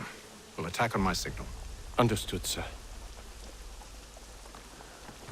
If we time this right, we can catch them all unawares.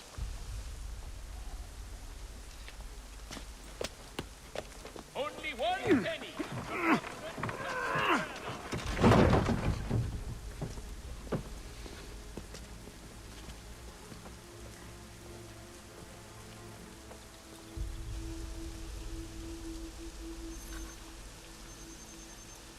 Scratch your head, boys. Right, press to pick up weapon. Okay. Now, target's killed. Do we strike now? Attack the convoy. Well, that missed, right? Do you know what? I'm just going to get down there. Just going to get down there because I'm going to get got otherwise. Come on, come on, come on, come on, come on, come on, come on, come on, come on, come on, come on, come on, come on. Oh, come on. Right, come on, let's go. That's nice. Oh.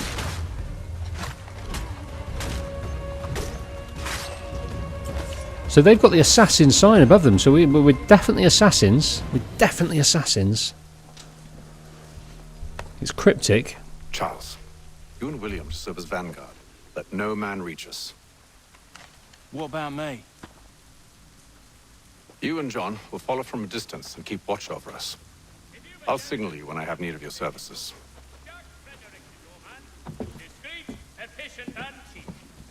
We're here to help you, along with those held inside Southgate Fort.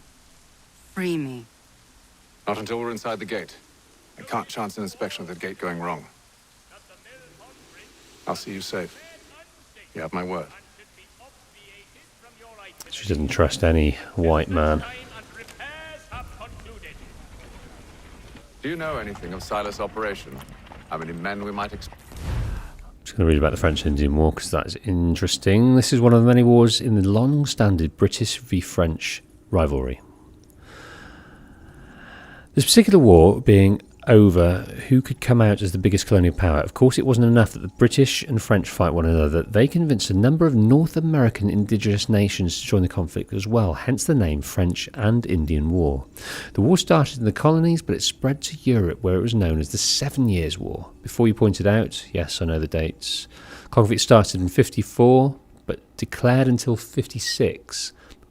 George Washington has the honour of starting the actual fighting under orders, of course. He was sent to create a fort in a disputed territory. This is what I've just been reading about in this biography. While he was doing that, he crossed paths with a French patrol. Washington attacked, the French retaliated, the British followed up by sending 2 full regiments of regulars to fight, and so it began.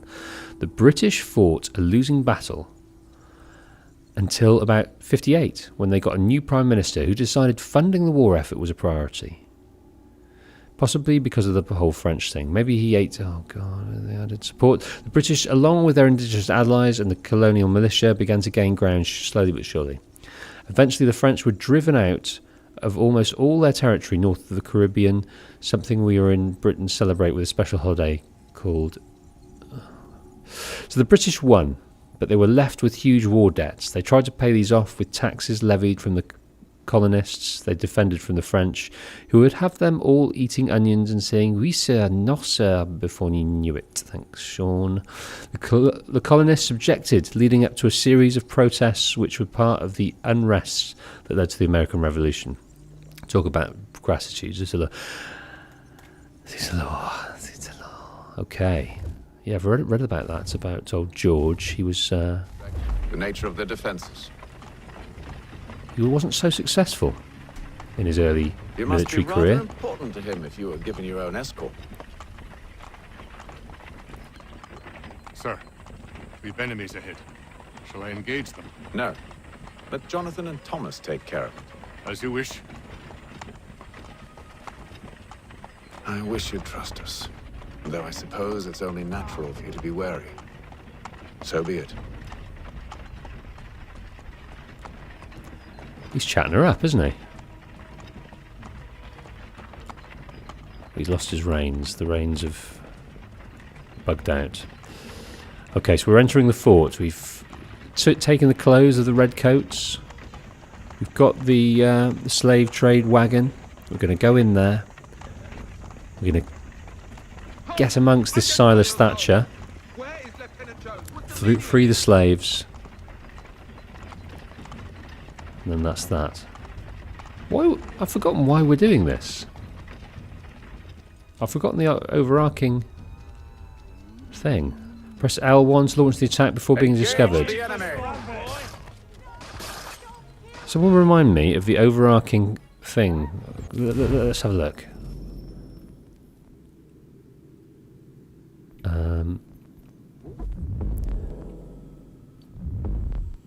High capacity rise, kill mercenaries.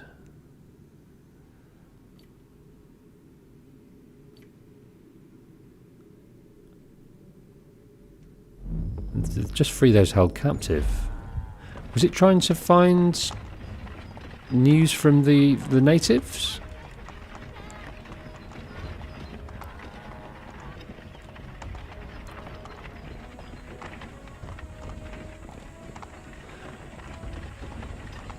Goddamn dogs. You, in the car. I need to inspect the cargo. Right. Let Get no him. man reach us. Well, you just got the dog.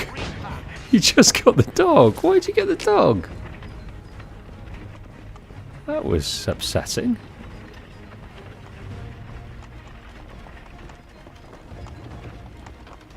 Aha! Bringing fresh meat, eh? Right. Come on then, you assassins in the bushes. On your guard, men. Of course. Only say the word, and I'll cut them down. Are you new? Who's your officer?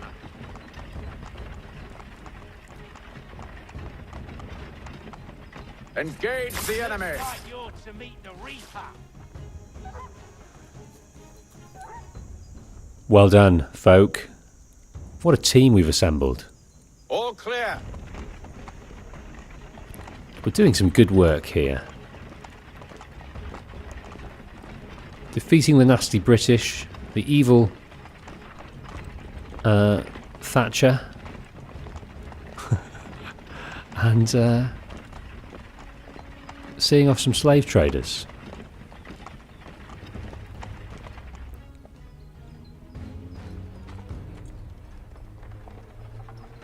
Hold! Evening, gentlemen. State your business. Delivery for Silas. Go on then.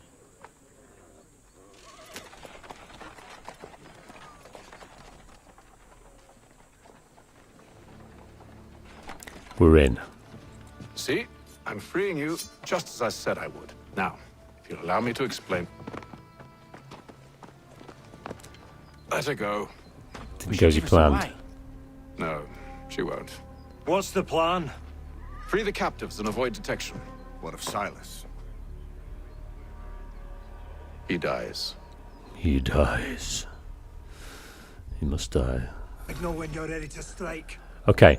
Free the captain and sit. Find and kill the general. Perform stealth assassinations from a corner spot.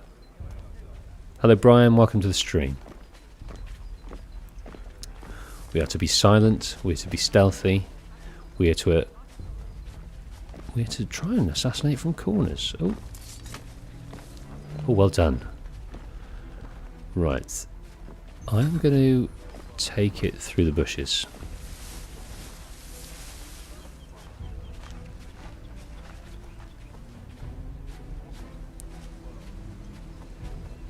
But they're just going that way. How fares the watch? Who are you? Thomas Smith, newly recruited. Arrived from London just last week, in fact. And you're to patrol with us? So said Silas.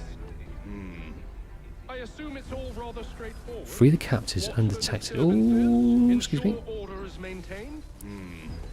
Merchandise. Right. You don't know, you don't need to. Okay. Just do as you've been told and stay out of our way.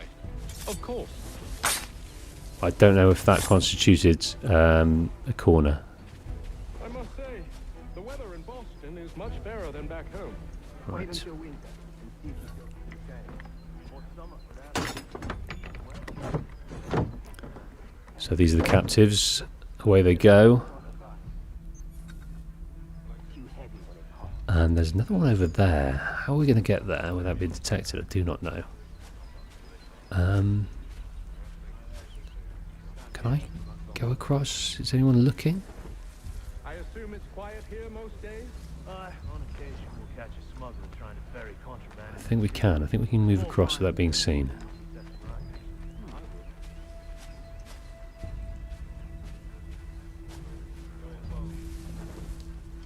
Okay.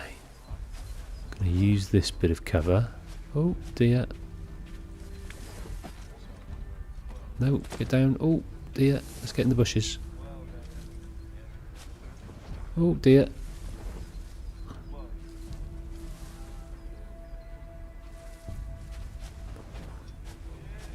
You can whistle to attack guards to the corners. Okay, I'm trying to find a decent corner. Can I whistle them to over here?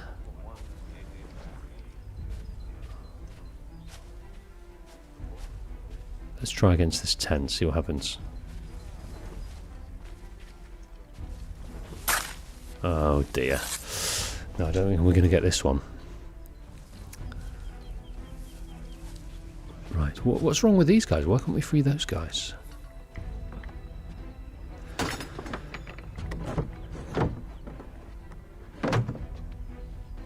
Only the captains will detect you. Thank you, Jonathan. Okay, what denotes the captain on the minimap though?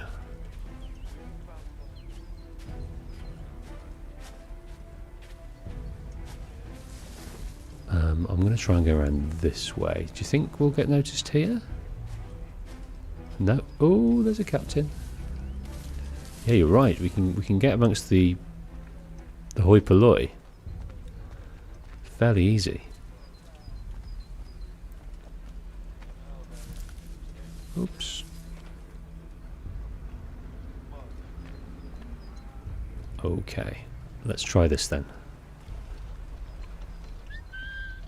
Come to me, my special captain friend. I'm gonna get you. If it's the last thing I do. Now, can we leave him there? Looks like we can. No one seems to be interested.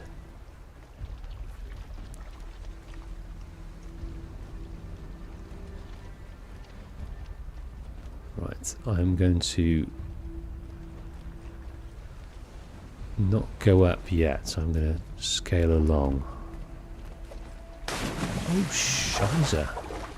There we go. Yeah, I just wanted to come along like this.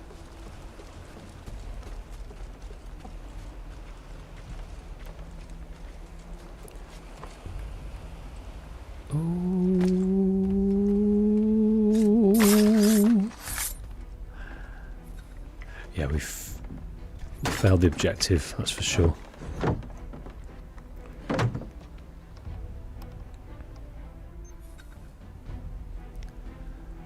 Okay. Now what?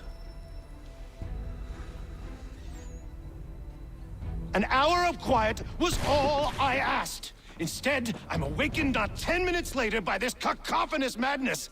I expect an explanation, and it had best be good. How? How did this happen? My precious merchandise set free? It's unacceptable! Rest assured, I'll have the heads of those responsible, but first we clean up this mess!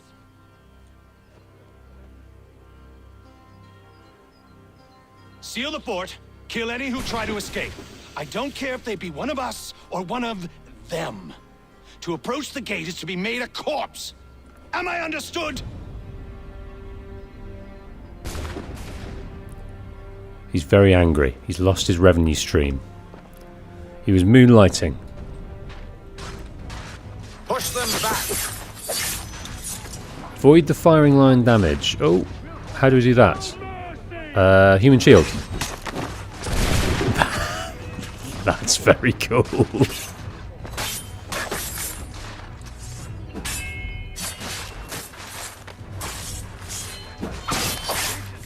Nice. That's one for you, mate. Oh, didn't mean to do that.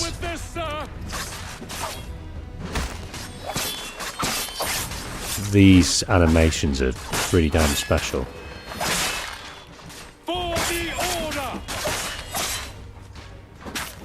Right. Let's head. Okay,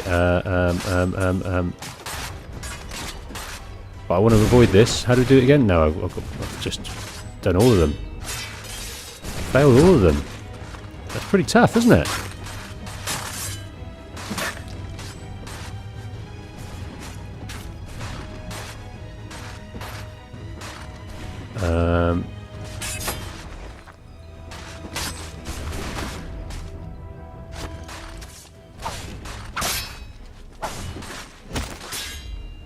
That's a nice little defense there. Right, how do I human shield? Human shield, human shield, human shield. Oh no. Right, which way do I go? Which way do I go? Down here? What's going on? Where is Find him! Find him! Oh, I'm stuck. Gnome, he's here! Stop the interloper! He's the one responsible! Glad to have you with us. I could use some help. Right, Silas, going down, my son. Oh, that was lovely. That was a lovely little turn. Who are you? Name's Hatham Kenway. You don't know me, but I believe the two of you are well acquainted. I made a promise to you, Silas. One I intend to keep.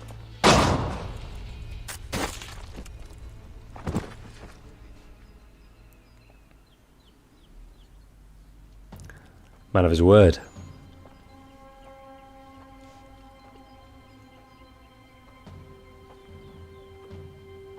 Yeah, it was very tough to keep those things. I reckon I could have a good stab at the corner assassinations. Now I know about the captains and finding the right place. But that shield, We wow. wait. But not for very long, I suspect. He's got his eye on that lady, hasn't he? Infiltrating Southgate. So I can replay it. Of course I can, because yeah, we've just won a game of noughts and crosses there. Sequence 2 complete.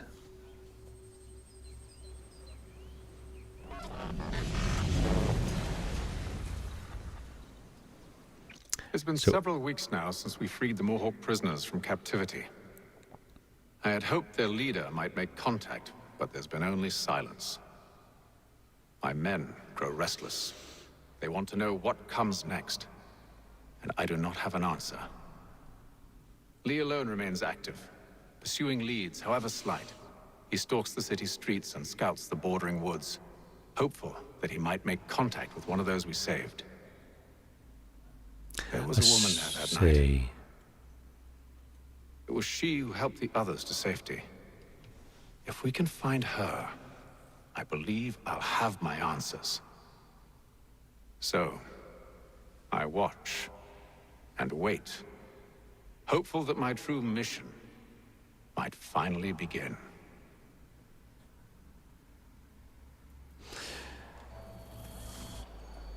There we go. So they were doing it to carry favour with the natives by releasing some of their number and maybe get a reputation. Oh, we're in winter time.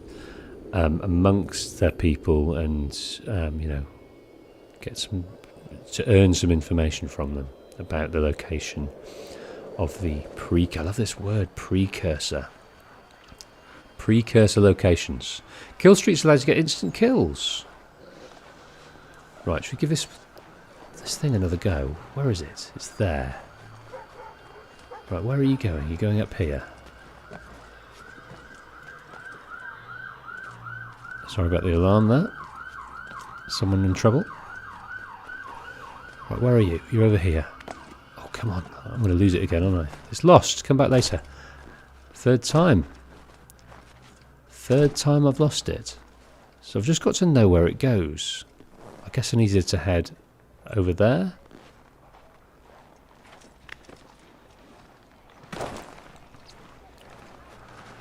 Okay.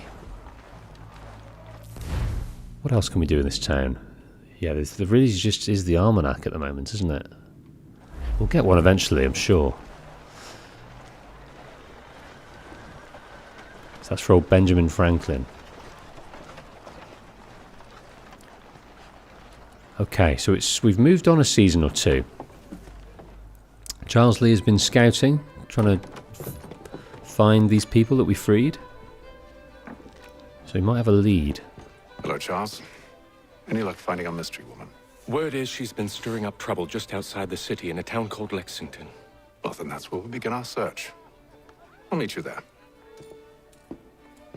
Who's been stirring up trouble? This Native American lady. She had a beautiful Indian name, but bugger me if I could pronounce it.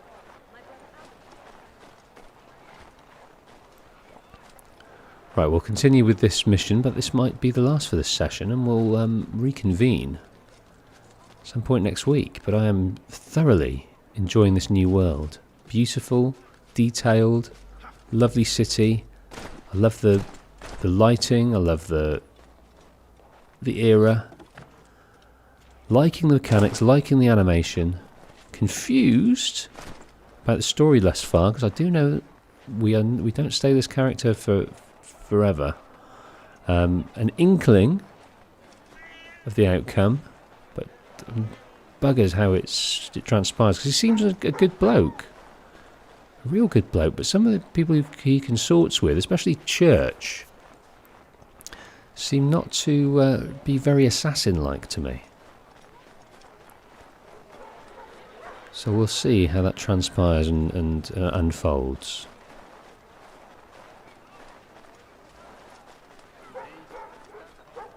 I was pretty sure of this little early twist, which I've been spoiled about, but now I'm not so sure.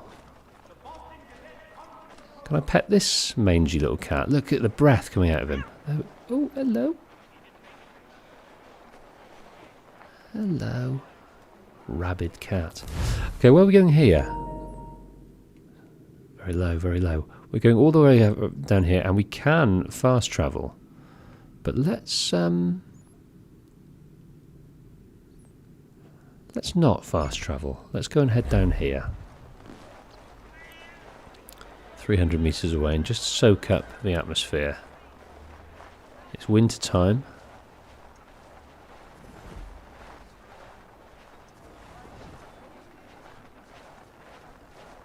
And it's lush.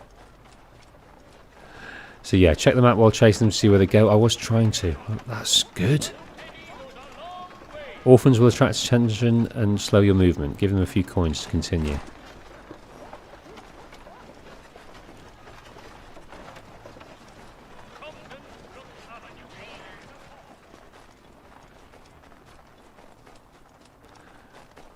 "200 meters away."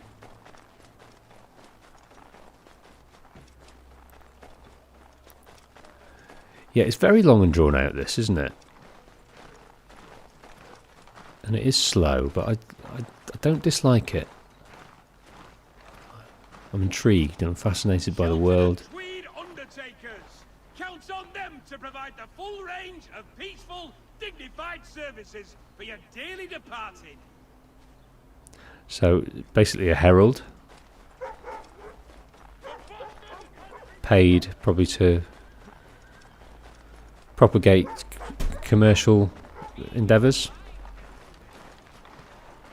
And she's pissed. Look at the size. She's got a Magnum. That's a Magnum, that is.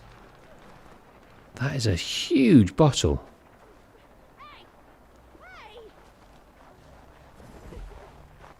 She is enjoying herself. It's early doors as well. It's morning time. I think you may have a problem, my dear. Okay, passing a bakery.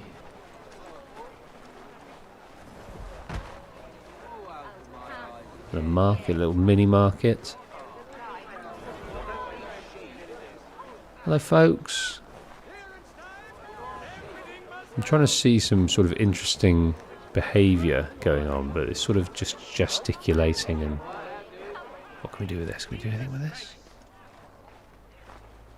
Can we lower the British flag in some sort of act of rebellion? No.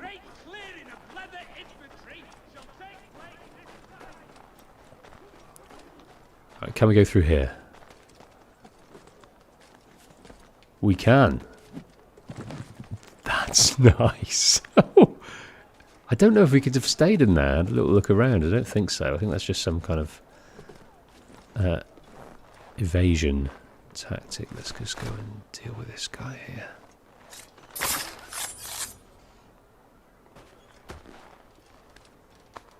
How much have you got on you? 13 English pounds.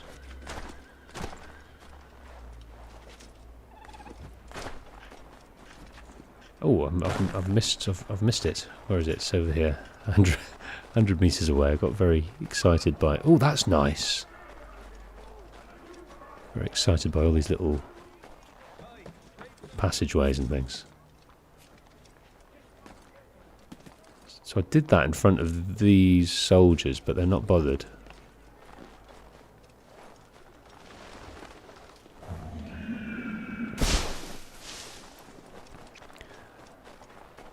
Right, let's climb you and see what goodies you display.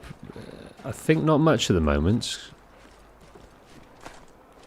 We are very story-based, as you mentioned. Someone mentioned. Climb, Mr. Kenway.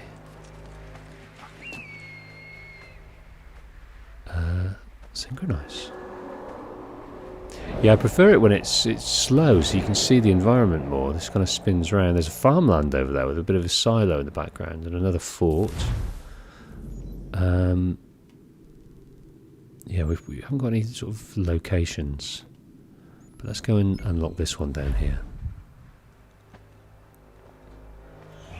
Hey-oh!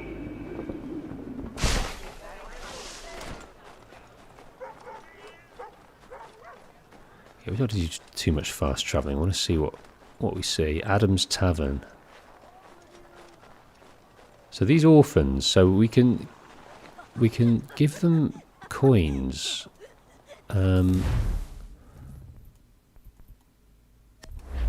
Throw. How do we throw? No. Throw money. Ah, that's interesting. Unsheathing the sword. In the previous games, that sort of told them who was boss and they'd run away, but the orphans aren't so keen. Morning, a level one, sir. Morning, a level one.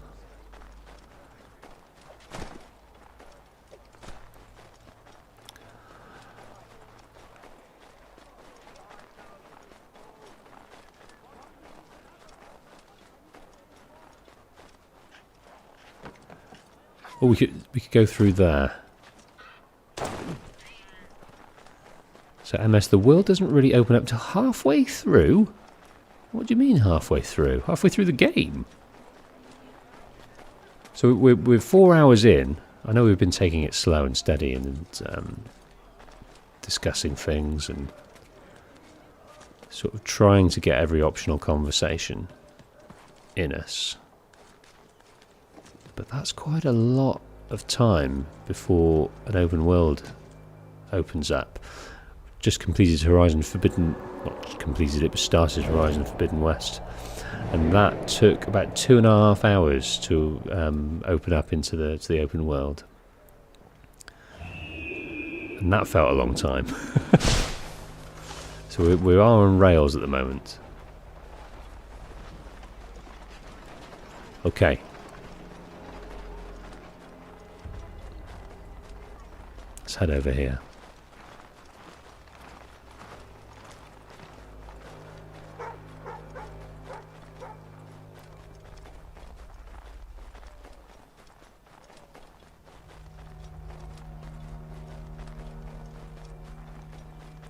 Right, is this going to be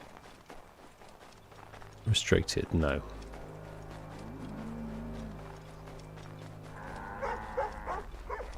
Not halfway, but for a bit. Afraid it's true. There's debate.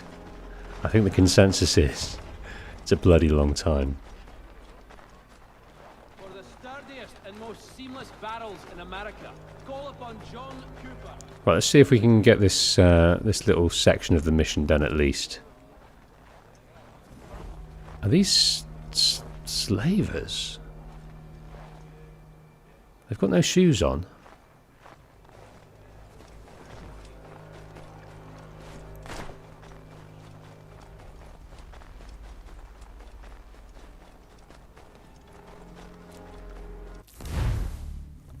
Are you sure you want to travel to the frontier? Go on then. Yeah, let's go for a little while longer. Lucian, AC3 really doubled down on immersive details, mannerisms and movement. Love all the fluid parkour and vaults that you can do. Yeah, the parkour feels really nice. The climbing feels so fluid and less weight to it. And, oh, I didn't mean to throw that mount. Just threw some money at the hooves of that horse.